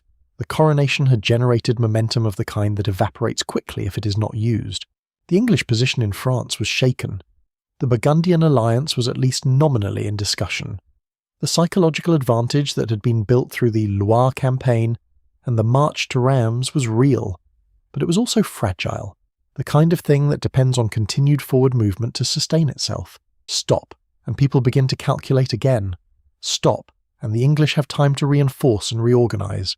Stop, and the towns that had opened their gates out of something close to awe begin to wonder whether they made the right choice. Joan did not want to stop. She wanted Paris, and she wanted it now, while the wanting was still possible. The assault on Paris came in September of 1429. It is not a chapter of the story that Joan's admirers dwell on with much enthusiasm, and for good reason. It was badly planned, politically complicated, and ultimately a failure of the most dispiriting kind. The kind where the outcome was probably determined before the first soldier reached the walls, because the people who needed to be fully committed to it were not. The assault on the Saint-Honoré gate on the 8th of September was launched without the unambiguous backing of Charles, who was present in the vicinity but conspicuously uncommitted, available to support if things went well, and available to order a retreat if they did not. Joan led the assault herself, as she always did, at the front, probing the defences, trying to find the weakness in the wall and the moat and the organised resistance of the Paris garrison. She crossed the first moat. She was assessing the depth of the second when a crossbow bolt struck her in the thigh. She went down. She was carried back from the walls. She did not want to leave. There are accounts of her insisting on staying, insisting the assault continue, insisting that Paris would fall if they kept pushing. But the wound was real, and the momentum was gone, and by the end of the day it was clear that the assault had not succeeded. Joan spent the night in pain, presumably praying, probably furious. The next morning Charles ordered the army to withdraw. Joan argued against the withdrawal. Those who were present described her objections as made with considerable feeling, which in the careful language of medieval chronicle suggests something closer to passionate protest than polite disagreement. She believed the assault could be resumed. She believed Paris could still be taken. Charles was not persuaded. The army withdrew from the walls of Paris, and that was the end of it. I want to pause here for a moment and say something about Charles, because it would be easy at this point in the story to make him the villain, and he was not quite that. He was a man of genuine intelligence and genuine limitations, a man shaped by a childhood of extraordinary insecurity and instability, who had spent his formative years watching his father lose his mind, and his mother maneuver politically against him, and his legitimacy publicly questioned by the most powerful treaty in Europe. His caution was not stupidity. His reluctance to commit was not cowardice in the simple sense. It was the behaviour of a man who had learned, through repeated painful experience, that overcommitting to anything was dangerous, that situations changed, that the person you trusted today might be working against you tomorrow. The problem was that Joan's way of operating required exactly the kind of full commitment that Charles found most difficult to give. She needed the army to be all the way in. She needed the king to be all the way behind the assault. Half measures at the walls of Paris were worse than no assault at all, because they used up men and time and goodwill without achieving the result that would have justified the cost. Charles gave her half measures, and Paris did not fall, and the blame settled on the assault rather than on the half-heartedness behind it. This was the moment when the political wind shifted in a way that would not shift back. Charles was not ungrateful for what Joan had done. He was not a monster of ingratitude. In December of 1429, he gave Joan's family a grant of nobility, raising them permanently from their peasant status, an honour that meant her father and brothers would carry the title and the recognition for the rest of their lives. He did not forget what she had accomplished. But gratitude and political reliance are different things, and the distance between them had been growing since the failed assault on Paris made clear that Joan was not invincible, that she could push an assault and still lose it. that the aura of divine inevitability that had surrounded her at Orléans and on the march to Reims was not a permanent condition, but a specific one, tied to specific circumstances that could not be indefinitely sustained. La Trémoille was whispering in the king's ear. He was very good at whispering. He had been doing it for years, and he understood exactly how to do it. Not dramatically, not with obvious self-interest on the surface, but carefully, reasonably, framing his preferred conclusions as simply the sensible reading of the situation. The military situation, he suggested, should be managed through diplomacy, rather than through the increasingly expensive and politically unpredictable campaign strategy that Joan was pushing. The English were open to negotiation, or could be made to be. The Burgundians were already talking. Why spend more lives and more money on assaults that might fail when patient diplomacy might achieve the same ends with less cost? It was not an insane argument. It was, in fact, a perfectly coherent political argument. It was also an argument that happened to serve La Trémoille's interest precisely, because diplomacy moved slowly and could be managed by men like him, while Joan's way of operating moved fast and could not be managed by anyone. The army was dissolved in late September of 1429, not reduced, not reorganised, not sent to winter quarters with the understanding that the campaign would resume in spring. Dissolved. Joan found out apparently after the fact. She simply found that the force she'd been leading was no longer there. This is such a stark detail, so revealing of her actual political position by this point, that it is worth sitting with for a moment. The army that had marched to Reims was gone, and no one had consulted her about it. What followed was a difficult winter, in every sense of the word. Joan remained nominally in the field, in the service of the crown, but without the resources she needed to accomplish anything meaningful. There was a small success at Saint-Pierre-le-Moutier in November, where she took the town in an assault that went against the advice of those around her. There is a famous story of an aide telling her she was alone at the walls, everyone else having fallen back, and Joan saying she was not alone, she had 50,000 of her company with her, an answer that was either divine vision or magnificent defiance, or possibly both. Saint-Pierre fell. But the follow-up campaign against La Charité-sur-Loire, attempted in November and December, failed badly. She did not have the siege equipment the operation required. She did not have adequate supplies. She did not have the political support that translated into the material resources a siege demanded. The attempt stalled, dragged on through the early winter cold, and eventually collapsed. The army withdrew. It was the first unambiguous military failure of her career, and unlike the setback at Paris, it could not be attributed to anyone else's half-heartedness. She had simply not had what she needed to succeed. The letters Joan wrote during this winter are among the most quietly revealing documents in her story. She wrote to the city of Reims, which was nervous about its situation and its relationship with the crown, and her letters have a quality different from the urgent, forward-driving communications of the Orléans and Loire period. She reassured the city. She said she had not forgotten it. She said things would be well. The tone is still confident, still Joan, but underneath it there is something that was not there before. She was trying to maintain other people's faith at a moment when her own circumstances were becoming genuinely unclear. Her voices, she would say later at her trial, had told her she would be captured before midsummer. She had known, or suspected, or feared that what was coming for her was not victory. Whether she believed this fully, whether she allowed herself to hold the knowledge steadily, or pushed it away and kept moving forward because movement was what she knew how to do, that is impossible to say. She was not the kind of person who stopped. Stopping was not in her. So she kept going. The spring of 1430 brought her to Compiègne, and Compiègne was where it ended. Compiègne. The trap closes. Compiègne is a town north of Paris on the Oise River, and in the spring of 1430 it was under pressure from Burgundian forces. Joan arrived there in May, and the contrast with where she'd been a year earlier is stark enough to be worth naming directly. A year before this, she had been riding at the head of an army through towns that opened their gates at her approach, through summer countryside, cheering and weeping and reaching for her banner. She had been moving toward a coronation that she had made happen by sheer force of conviction against every political and military obstacle in her path.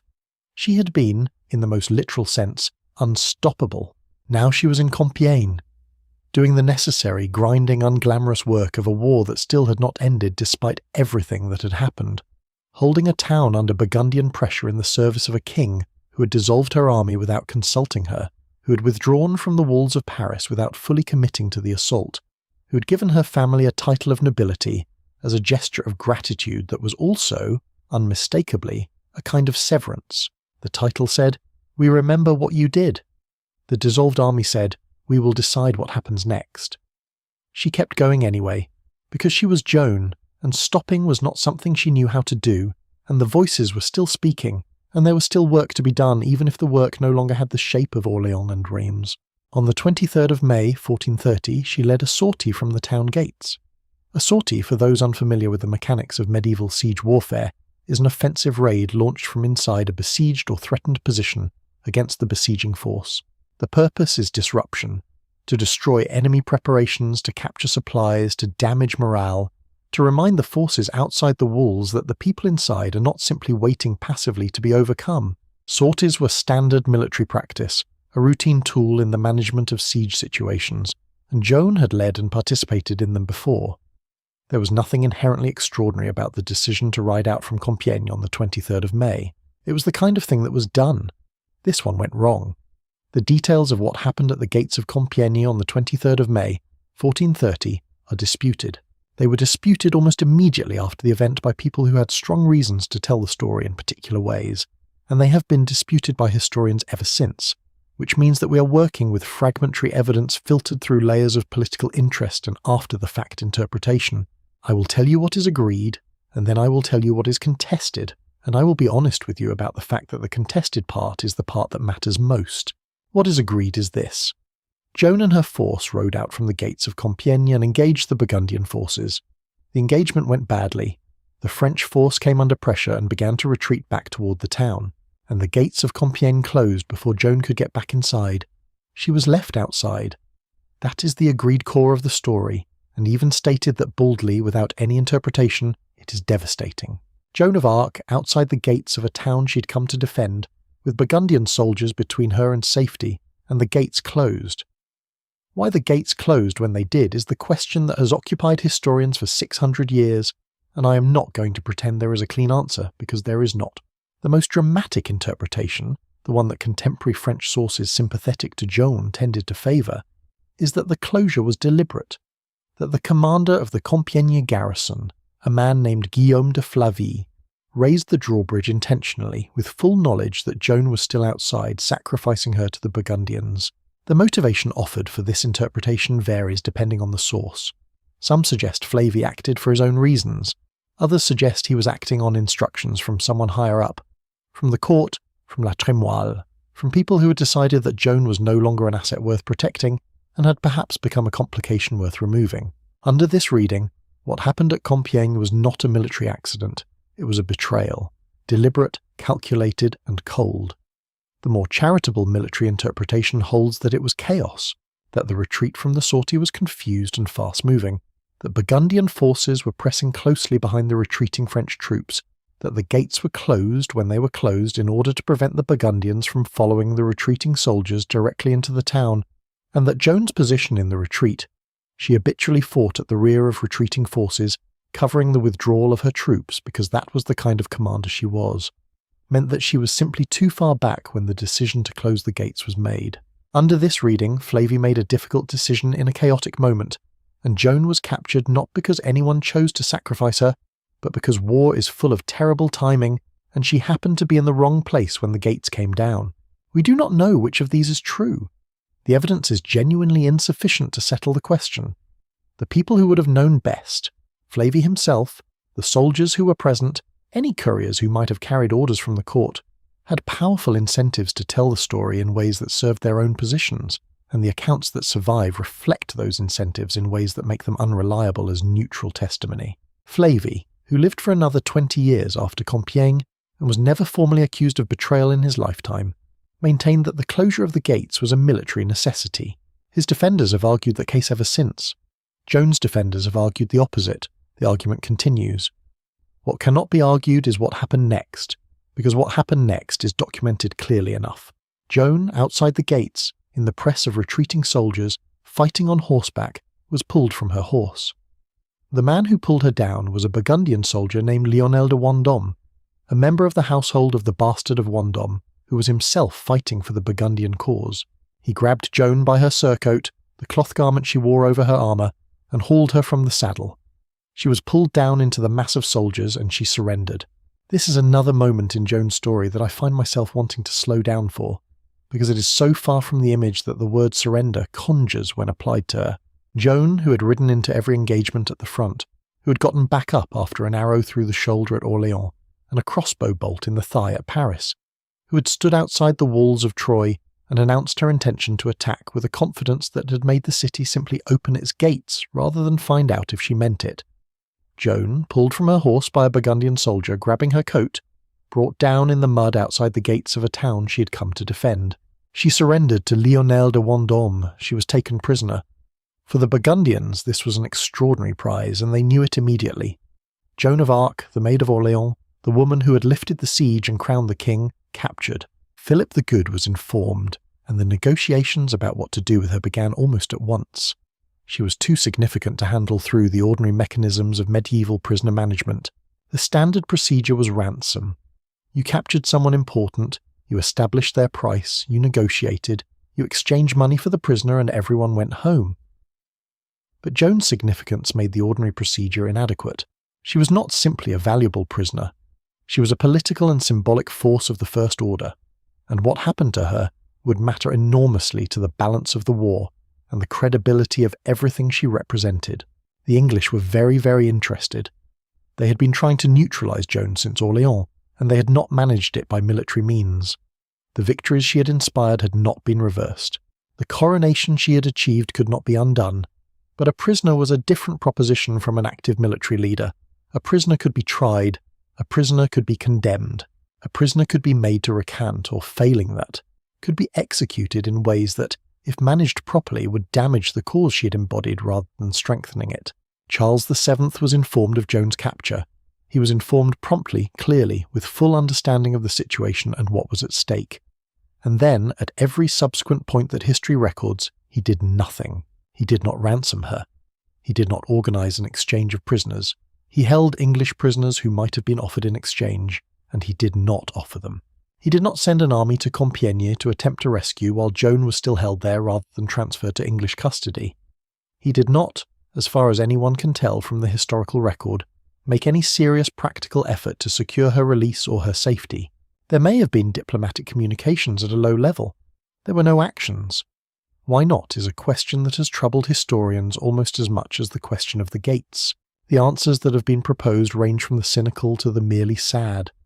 The cynical answer is that Joan had become inconvenient, that her capture removed a problem as much as it created one, that a living Joan without an army was a political complication, that a captured Joan being tried by the English was someone else's problem, and that the court around Charles was not going to push him to solve it. La Trémoille was certainly not going to push him. La Trémoille had spent 2 years managing Joan's influence on the king, reducing it where he could, and Joan in an English prison was significantly less of a threat to La Trémoille's position than Joan riding at the head of an army would have been. The sadder answer is simply that Charles was who he was, a man constitutionally inclined toward inaction in moments of difficult decision, a man who had always found it easier to wait than to commit, and who found himself now in a situation where the commitment required was large, and the political justification for it was unclear, and the advisers around him were not pressing him forward. So he waited. And waiting, in this case, was abandonment. The Burgundians sold Joan to the English for 10,000 livres. It was a substantial sum, serious money, the kind of figure that communicated that they understood what they were selling. It was not an exorbitant figure for a prisoner of her significance. The English paid it without, as far as the record shows, any serious negotiation over the price. They knew what they were buying and they were willing to pay for it. Joan was transferred to English custody.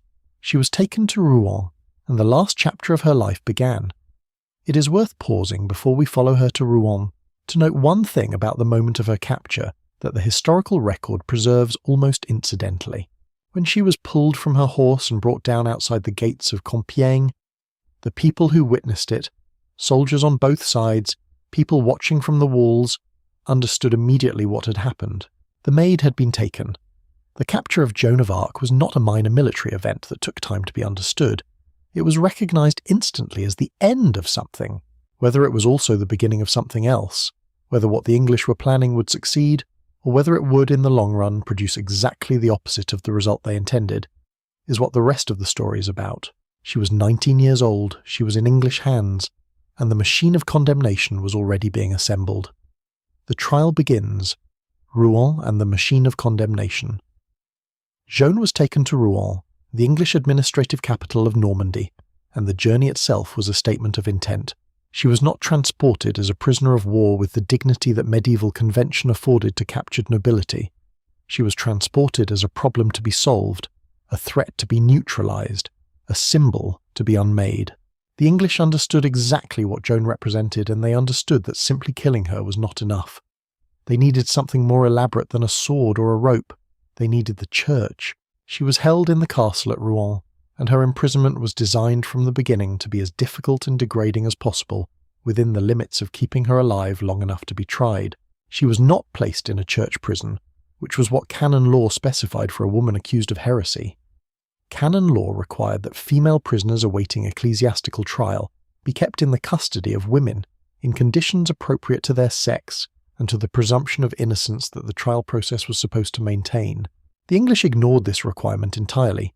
Joan was kept in a military prison, in a cell in the castle, guarded by English soldiers, male soldiers, in her cell with her, or stationed immediately outside at all times.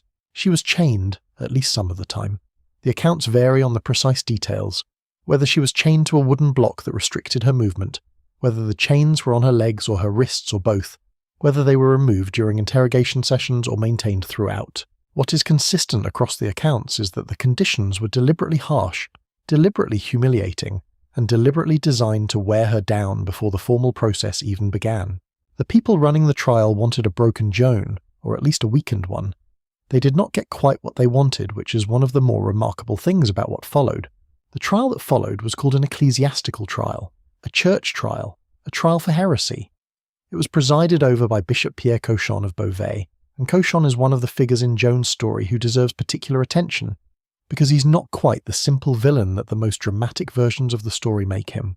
He was a capable churchman of genuine learning and administrative competence. He was an ambitious politician who had tied his career and his future firmly to the English cause in France. He had been Bishop of Beauvais, a diocese that Joan's campaigns had effectively removed from English control, and he had a personal grievance as well as a political one. He was, in short, exactly the man the English needed for this task, and they had the good fortune, from their perspective, to have him available. He was entirely in the pocket of the English. This is not a judgment. It is a description of the documented reality of his situation. His appointment to preside over Joan's trial was arranged by the English. His expenses during the trial were paid by the English. His subsequent career depended on English goodwill. He was not an independent judicial figure applying impartial standards to a difficult case. He was a man with a desired outcome who was building the legal architecture to achieve it. This matters because the English needed a church trial, and not a military execution for reasons that were entirely political and entirely calculated. If Joan was simply killed as a prisoner of war, put to the sword or hanged as was done with other prisoners, she became a martyr immediately and automatically. A martyr is someone killed for their faith, and Joan killed by the English without trial was obviously and undeniably that. Martyrs are dangerous. Martyrs inspire the people who loved them. Martyrs cannot be argued with or reframed or explained away. They just sit there in history being dead and glorious and impossible to diminish. But a heretic is a different thing entirely. If the church condemned Joan as a heretic, if the formal verdict of an ecclesiastical court was that her visions were demonic in origin, her voices false or diabolical, her entire mission a fraud either self-generated or inspired by the devil, then the political consequences ran in the opposite direction. A heretic had not been serving God. A heretic had been serving evil. And if Joan had been a heretic, then Charles, the king she had crowned, had been helped to his throne by a servant of the devil. The victories she had inspired could be reframed not as divine intervention on behalf of France, but as diabolic manipulation against England. The coronation at Reims, the lifting of the siege, the Loire campaign, all of it could be drained of its sacred meaning and replaced with something sinister. The political value of a successful heresy conviction was, in other words, enormous.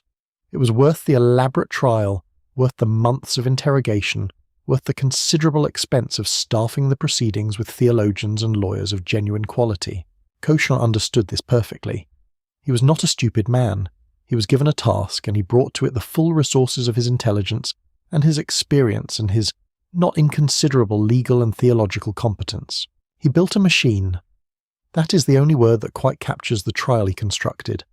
It was elaborate, procedurally complex, carefully assembled to have the appearance of rigorous ecclesiastical process while being structured throughout to achieve a predetermined conclusion. Theologians were assembled to assess her statements. Lawyers drafted the charges. Notaries recorded every session. The formal requirements of an inquisitorial heresy trial were observed with great care on the surface, while being systematically undermined at every level that actually mattered. The charges themselves tell you something about the desperation of the enterprise because there are so many of them. Wearing male clothing, claiming divine visions, refusing to submit her revelations unconditionally to the judgment of the church hierarchy. The letter she had sent to the English commanders at Orléans, demanding they leave France. Her banner and its imagery, her voices and their identity, the assertion that she knew she was in God's grace. Practically every distinctive feature of Joan's public mission and private faith was worked into the indictment, which gives the document a quality of almost comic thoroughness, as though the drafters were determined not to leave out anything that might conceivably stick.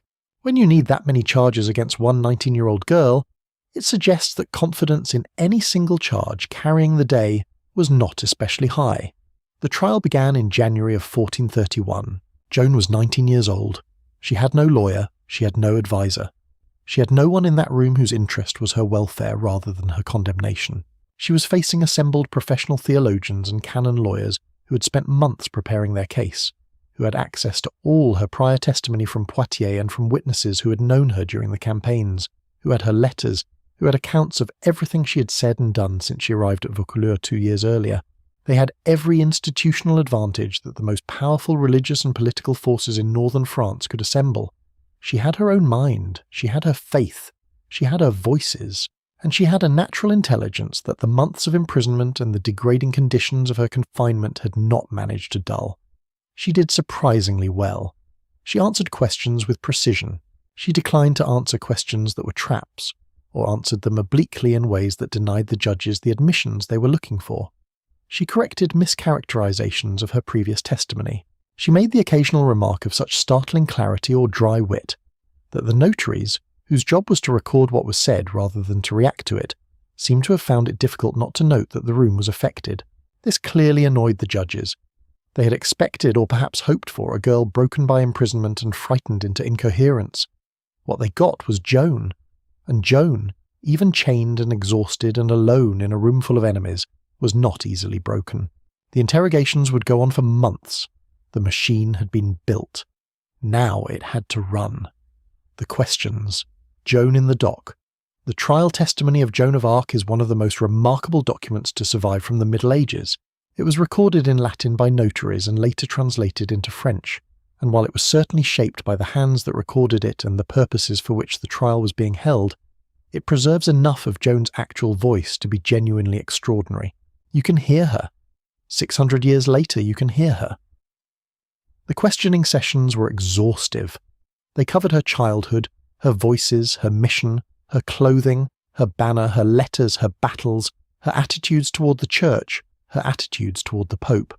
The judges were looking for heresy, for statements that contradicted Orthodox Catholic theology, or that showed she was claiming a private revelation above the authority of the church. They were also looking for witchcraft, or at least for statements that could be characterized as demonic in origin. Joan understood, with a clarity that must have been evident to her questioners, that the trial was designed to destroy her. She understood that any admission she made might be used against her. She had no counsel, but she had an instinctive legal intelligence that the professional lawyers around her found both impressive and infuriating. She answered the questions she chose to answer. She declined to answer questions she judged to be traps. She asked for deferments on questions she needed to think about. She corrected mischaracterizations of her previous testimony. Some of her answers have become famous for centuries precisely because of their quality. The most cited is her response to the question of whether she knew herself to be in God's grace. This was a theological trap. If she said yes, she was claiming certainty about her spiritual state, which was theologically improper and potentially heretical. If she said no, she was admitting that she might be damned, which would undermine her entire mission. Joan's answer, If I am not in God's grace, may God place me there. If I am, may God keep me there. The notary who recorded this reportedly noted that the assessors were struck by the answer. Several of them later said they had never heard anything like it. She was asked whether St. Michael appeared to her naked. She said she supposed God could afford to clothe his angels. She was asked what language her voices spoke. She said good French, better than the one speaking to her, a sly reference to the fact that her interrogator was from a Norman dialect region. She was asked whether her voices had promised her she would be freed from prison. She said that was not their business. She would say what they told her to say and no more. The question of male clothing came up repeatedly. Why had she worn men's clothes? Was it the instruction of her voices? Was it by her own choice? Did she believe it was appropriate for a woman to dress as a man? She gave different accounts at different times, which the judges used to try to establish inconsistency. Her most consistent answer was that she wore male clothing because her voices had told her to, and because it was appropriate protection for a woman living among soldiers. She was not willing to concede that wearing men's clothing was sinful. The voices themselves were questioned in detail. What did they say? When did they come? Did they smell? Did they have hair? Joan, when asked whether the angels she saw had hair, reportedly said, "Do you think God cannot afford to give them hair?" She was 19, in chains, facing a panel of professional interrogators trying to condemn her to death, and she was making jokes, or at least making the kind of sharp, dry observation that is close enough to a joke to count. She was asked whether her standard would be more useful in battle than another person's standard. She said she did not know. She was asked to explain the details of her banner, the words on it, the figures, the colours. She described it carefully. She was asked whether she had been told that God hated the English. She said she did not know whether God loved or hated the English, but she knew that God wanted them out of France. Month after month the questioning continued. Joan was not breaking. The judges were not getting what they needed. The trial ground on. The abjuration, a moment of weakness. By May of 1431 the trial had reached its conclusion. The judges had reached their verdict. Joan had been found guilty. The sentence would be death unless she recanted, unless she formally renounced her visions, admitted that her voices were false or demonic, agreed to submit entirely to the authority of the Church, and agreed to dress as a woman. On the 24th of May, 1431, Joan was taken to the cemetery of the Abbey of Saint-Ouen, Rouen, for a public ceremony. A sermon was preached. The verdict was read, and Joan was told that if she did not abjure, she would be burned immediately. This is the part of the story that is hardest to write about without feeling something very close to grief, because Joan, in that moment, broke, or seemed to break. Under the threat of immediate death by fire, facing the stake right there, she signed a document, or made her mark on it, as she may have been illiterate in the formal sense, though this too is debated, agreeing to renounce her visions and to wear women's clothing. The document she signed, or the document that was later produced as the one she signed, is itself controversial. The abjuration that was read aloud to the crowd was apparently shorter and simpler than the document that ended up in the official record. Whether Joan understood the full implications of what she was signing is genuinely uncertain. She could not read the Latin text. She was exhausted, frightened, ill from her months of imprisonment, and standing in a churchyard facing a wooden stake. She made her mark. She agreed. The immediate consequence was that her sentence was commuted from death to life imprisonment. She was taken back to prison, and within days, everything unravelled. She was found in men's clothing again. Some accounts say she put them on herself, that she reclaimed them deliberately as an assertion that she had not truly renounced her mission. Others say that her guards took her women's clothing away from her, leaving her only men's clothing to wear, a deliberate setup designed to give the court grounds to declare her a relapsed heretic and proceed with the burning. Joan herself, when asked why she was again wearing men's clothing, gave different answers at different moments.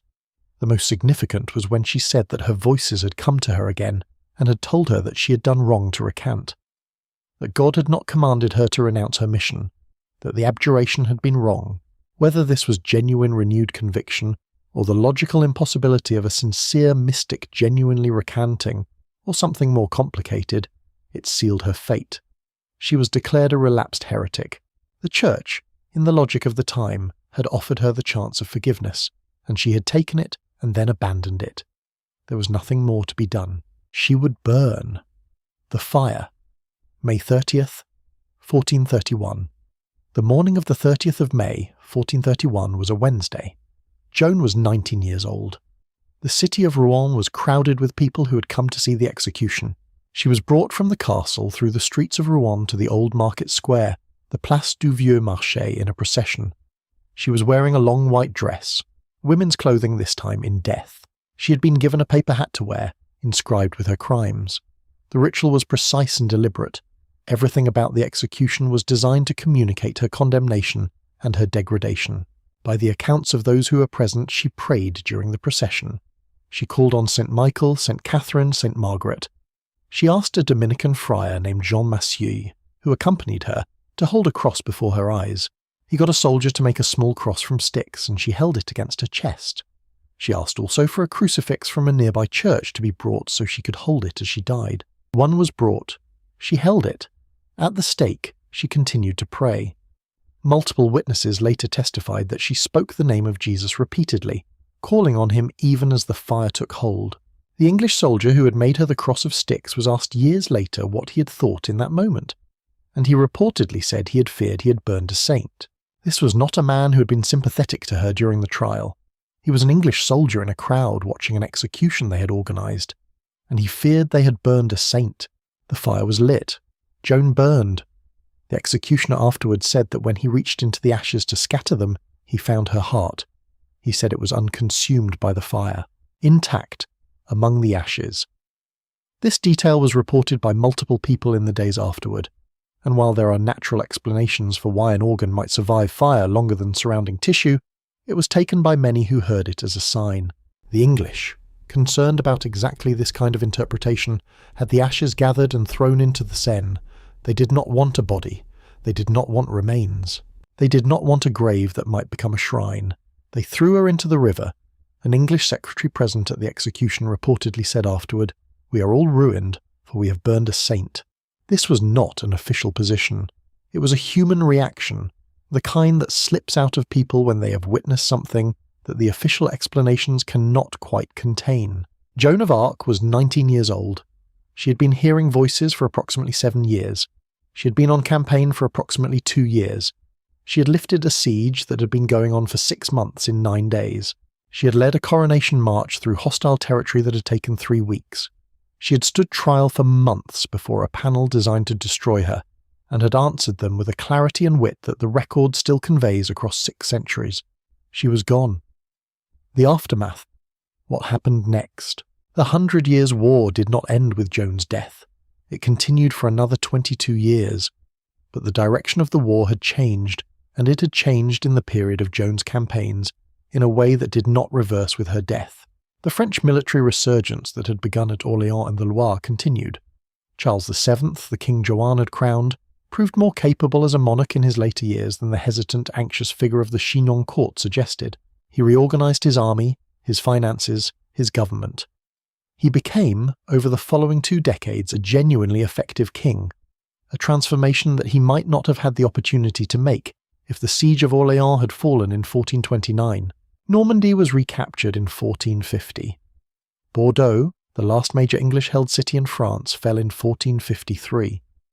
The 100 Years' War ended not with a formal peace treaty, but simply with England holding no territory on the French mainland except Calais, and the English claim to the French throne becoming increasingly theoretical. The war was over. For Joan's family, the years after her death were difficult. Her father Jacques apparently died not long after. Some accounts suggest of grief. Her mother Isabelle Romée survived for many years, long enough to become the most important figure in the next chapter of Joan's story. In the mid-1450s, 25 years after Joan's execution, Isabelle Romée petitioned the church to reopen the case. She travelled to Rome. She lobbied, petitioned, argued, and persisted with the kind of determination that makes you understand that Joan's stubbornness came from somewhere. She asked for her daughter's name to be cleared.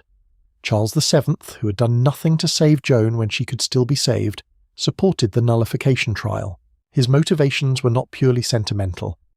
If Joan's trial was shown to be unjust, if the conviction was void, then his own coronation, which had been tainted by association with a condemned heretic, was fully legitimate.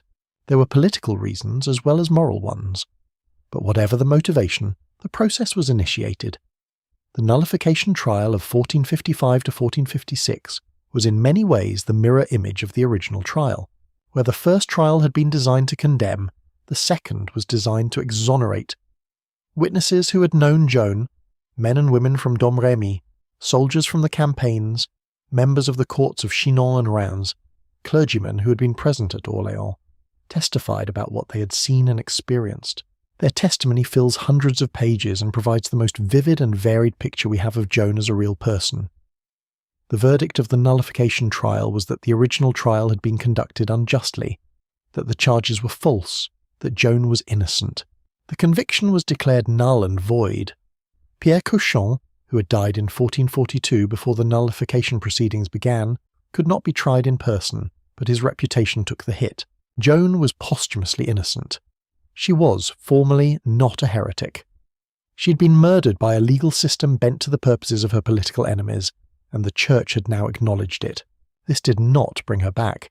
It did not change what had happened in the Old Market Square in Rouen on the 30th of May, 1431, but it meant that the official record said something different, and in a world organised around official records that mattered. The slow transformation of Joan from executed heretic to national martyr had begun even before the nullification trial. In France, she was never entirely forgotten. The people of Orléans held annual commemorations of the lifting of the siege from very early in the period after her death. The city that she had saved remembered. It has continued to remember every year since to this day. The Fête de Jeanne d'Arc in Orléans is one of the oldest continuously observed civic celebrations in France. The legend grows. Joan through the centuries. Every age needs its Joan, apparently. What is remarkable about Joan's afterlife in culture and politics is not merely that she was remembered, but that she was remembered differently by almost every generation, each one finding in her the reflection of its own concerns and ideals. She is possibly the most thoroughly reinterpreted figure in French history, which is saying something in a country that takes its history and its reinterpretation of it very seriously. Let us start with the strange case of the false Joan. In the years after the execution, a woman appeared who claimed to be Joan of Arc. She appeared in the early 1430s, not long after the execution, and she was remarkably successful. She claimed to have survived the fire, claimed that another woman had been burned in her place. She appeared in Lorraine, in the territory where Joan had been born, and was met by people who had known Joan personally, including Joan's own brothers Jean and Pierre, and for a brief strange period they believed her, or seemed to. The woman, historians now call her Claude des Armoises, based on the name of the nobleman she married, participated in an elaborate deception that fooled a remarkable number of people for several years before eventually collapsing. What it tells us is how desperately people wanted Joan to be alive, how unwilling they were to accept that she had simply been burned. Then there is Voltaire. 18th century Voltaire, the great French Enlightenment wit, wrote a poem about Joan called La Pucelle d'Orléans, and it is one of the least flattering portraits of anyone in the history of French literature. It is irreverent, it is deliberately shocking, it treats Joan as a figure of ridicule, it mocks the religious elements of her story with the kind of bright, cheerful contempt that was Voltaire's specialty. It was enormously popular. It was also, as a historical portrait, essentially worthless. But it tells you something important about the 18th century's relationship with religious heroism. Deeply suspicious, constitutionally allergic to the idea of a teenage girl being divinely chosen, eager to reduce sacred narratives to comedy, the French Revolution did not know quite what to do with Joan. On one hand, she was a figure of popular heroism, a common person who had stood up to power. On the other hand, she had stood up to the English, not to French aristocrats, and her cause had been explicitly royal. She had come to crown a king. Revolutionary France, busy decapitating kings, found the royalist associations awkward. Joan was invoked sometimes, avoided other times, never quite comfortably claimed. Napoleon had a more direct relationship with her. He was not sentimental about Joan in any mystical sense, but he understood her utility. She was French, she had defeated the English, she was a symbol of military victory and national resilience. Napoleon had a statue of her erected in Orléans. He liked the propaganda value of associating himself, however vaguely, with the most famous French military success of the medieval period. He was good at this kind of thing. The 19th century is when Joan really became the Joan we know. The Romantic movement found in her everything it loved. A pure, suffering heroine, a young woman of extraordinary gifts destroyed by corrupt power, a story of faith and courage in the face of institutional brutality. French historians, novelists, and poets rediscovered her with something close to collective excitement. Jules Michelet's History of France, written in the 1830s and 40s, contained a treatment of Joan that was so passionate and so idealizing that it essentially created the popular image of her for the following century. Michelet wept while writing about her. He said so. He was not ashamed of it. The 19th century was like that. The church moved more slowly but ultimately in the same direction. Joan was beatified in 1909 by Pope Pius X and canonized in 1920 by Pope Benedict XV. The canonization came in the year following the end of the First World War, and the timing was not accidental. France had lost 1.5 million men in 4 years of trench warfare. The need for a figure who embodied French sacrifice and French resurrection was acute. Joan was the obvious choice. She was declared a saint. The girl who had been burned as a heretic by the church was now the church's saint. The institution that had condemned her had claimed her. There is an irony here large enough to be visible from space. Joan in art, literature, and the modern world. The artistic and literary response to Joan of Arc is so extensive that merely listing its highlights takes some time. She is, by some measures, one of the most written about and artistically represented figures in all of Western culture. This seems like it might be an exaggeration until you start looking at the numbers, at which point it seems like it might be an understatement. Let us start with the earliest literary treatment that most people encounter, whether they realize it or not. William Shakespeare, specifically Henry VI Part 1, written in the early 1590s. If you have not read it, the important thing to know is that Shakespeare was not French, was not interested in French national sentiment, and was writing for an English audience in a period of intense English national pride. His Joan, his La Pucelle, is a sorceress who summons demons, sleeps with the Duke of Alençon and others, and is dragged off to execution claiming pregnancy to avoid the stake, a claim the play treats as obvious desperation. It is, in terms of historical accuracy, essentially pure invention. It is also considered as English propaganda written 1.5 centuries after the events it depicts, entirely intelligible. You do not write flattering French national heroes for English audiences if you want to keep working. Schiller came next among the major dramatic treatments in 1801 with Die Jungfrau von Orléans, the Maid of Orleans. Schiller's Joan is thoroughly romantic in the 19th century sense, pure, tragic, extraordinarily virtuous, and given a fictional romantic subplot involving an English knight that has absolutely nothing to do with the historical record, but gave the play the emotional arc Schiller felt it needed. Schiller also changed the ending, having Joan die in battle rather than at the stake, because he apparently felt that burning alive was not a dramatically appropriate death for his heroine. The historical Joan would probably have had opinions about this. Mark Twain wrote a biography of Joan of Arc, Personal Recollections of Joan of Arc, published in 1896. Twain considered it his finest work, a statement that surprised many of his contemporaries and has surprised many readers since. The book is deeply, almost embarrassingly reverential about Joan. Twain said he had been reading about her since he was a teenager, that she was the most remarkable human being who ever lived, that he could find no fault in her whatever. The book is written in the voice of an imaginary companion of Joan's from Domremy, which allows Twain to see her through adoring eyes without claiming omniscience. It is not his most read book. It may be his most felt one. The man who wrote Huckleberry Finn and a Connecticut Yankee in King Arthur's court found, in Joan of Arc, something that moved him past irony entirely. That is not nothing. George Bernard Shaw's St. Joan, written in 1923, is probably the most intellectually serious dramatic treatment. Shaw was incapable of writing anything without an argument, and St. Joan is no exception. His thesis is roughly that Joan was a genius and a saint, that the people who condemned her were not monsters but were acting according to their own logic and values, and that what killed her was less malice than the inability of institutions to accommodate individuals who are genuinely ahead of their time. Shaw's Joan is brilliant, impatient, funny, and sometimes wrong in ways that feel true to what the historical record suggests. The play has its limitations.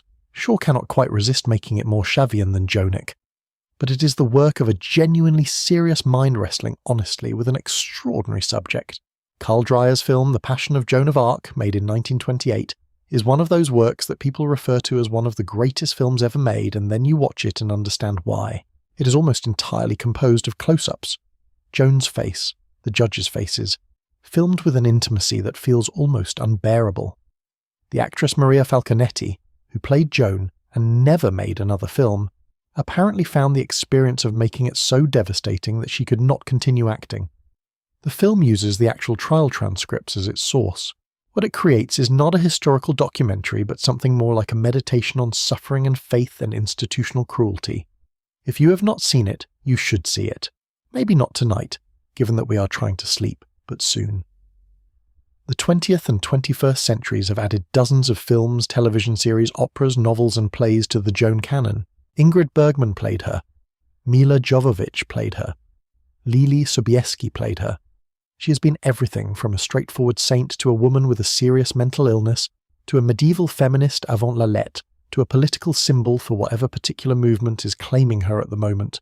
The range of interpretation says as much about the interpreters as about Joan, which is perhaps the measure of a truly historical figure, that they remain large enough to be genuinely many things to many people, while remaining, underneath all the interpretations, stubbornly themselves. Who was she really? The historical debates, 600 years of historiography, theology, psychology, feminism, nationalism and literary analysis have been brought to bear on Joan of Arc, and the honest answer is that she remains elusive. Not entirely. We know a great deal about her, but the centre of her, the thing that made her what she was, remains genuinely open to interpretation in ways that suggest the question itself is worth preserving rather than prematurely closing. The medical and psychological literature on Joan is extensive and somewhat circular. The earliest serious medical diagnosis was proposed in the 19th century, when physicians began speculating about what condition might produce auditory and visual hallucinations of the kind Joan described. Epilepsy was an early candidate, specifically temporal lobe epilepsy, which is known to produce intensely religious experiences, feelings of profound meaning and divine presence, and in some cases auditory phenomena.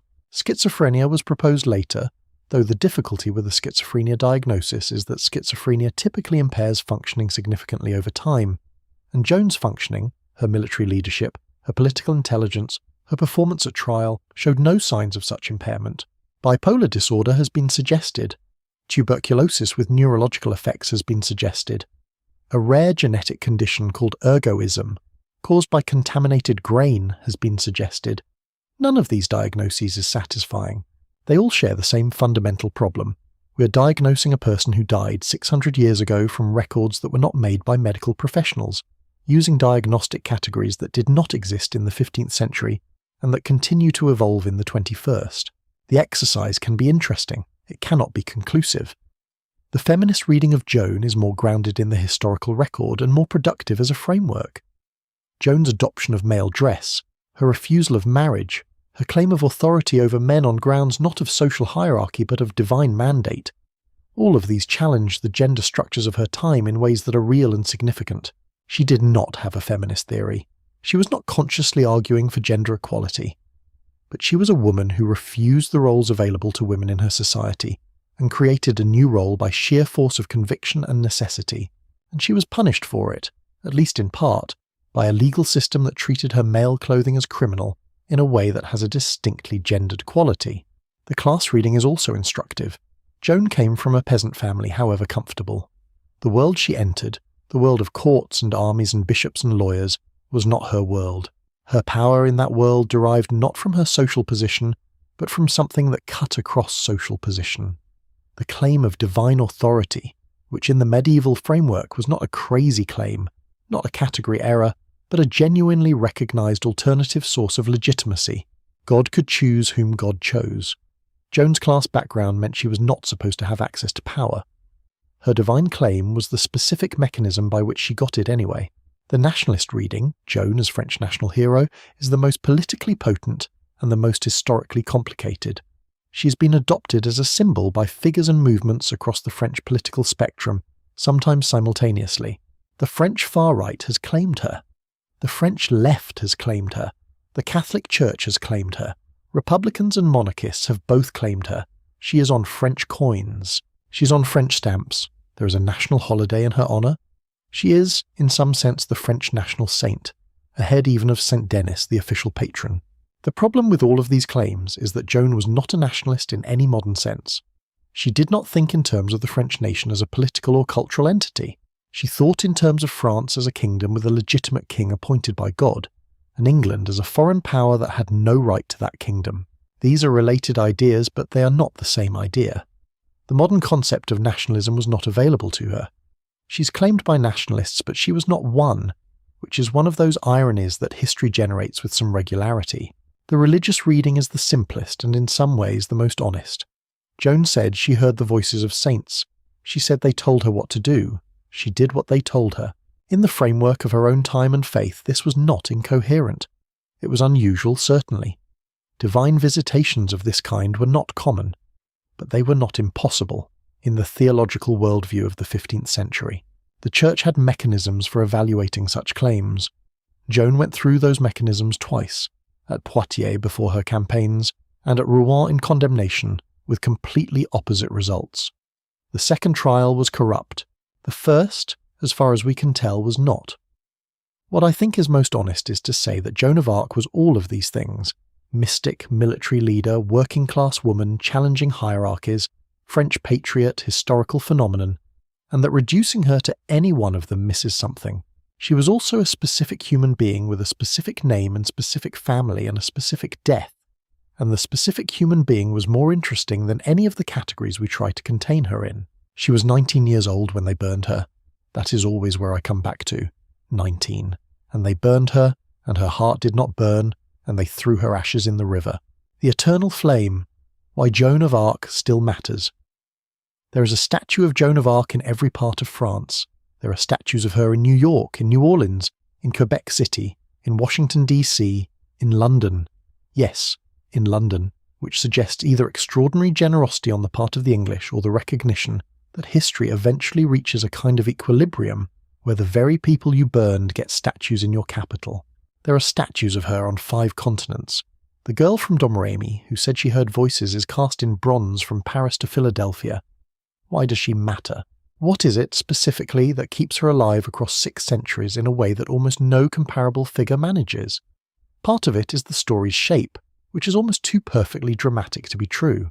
The rise, the triumph, the fall, the martyrdom, the subsequent vindication. It has the structure of myth and the specificity of history, which is a combination that is very hard to find and very hard to let go of once you have found it. Part of it is the paradoxes she embodies, which are genuinely interesting paradoxes. A woman who was masculine in her behaviour and dress, who fought wars, who was executed partly for refusing to be feminine, and who has been adopted as a symbol by both feminist movements and deeply traditional ones. A religious figure who was condemned by the institutional church and later canonized by it. A peasant who entered the world of kings and nobles and beat them at their own game, briefly. A teenager who inspired seasoned soldiers and baffled experienced politicians and held her own against trained theologians for months.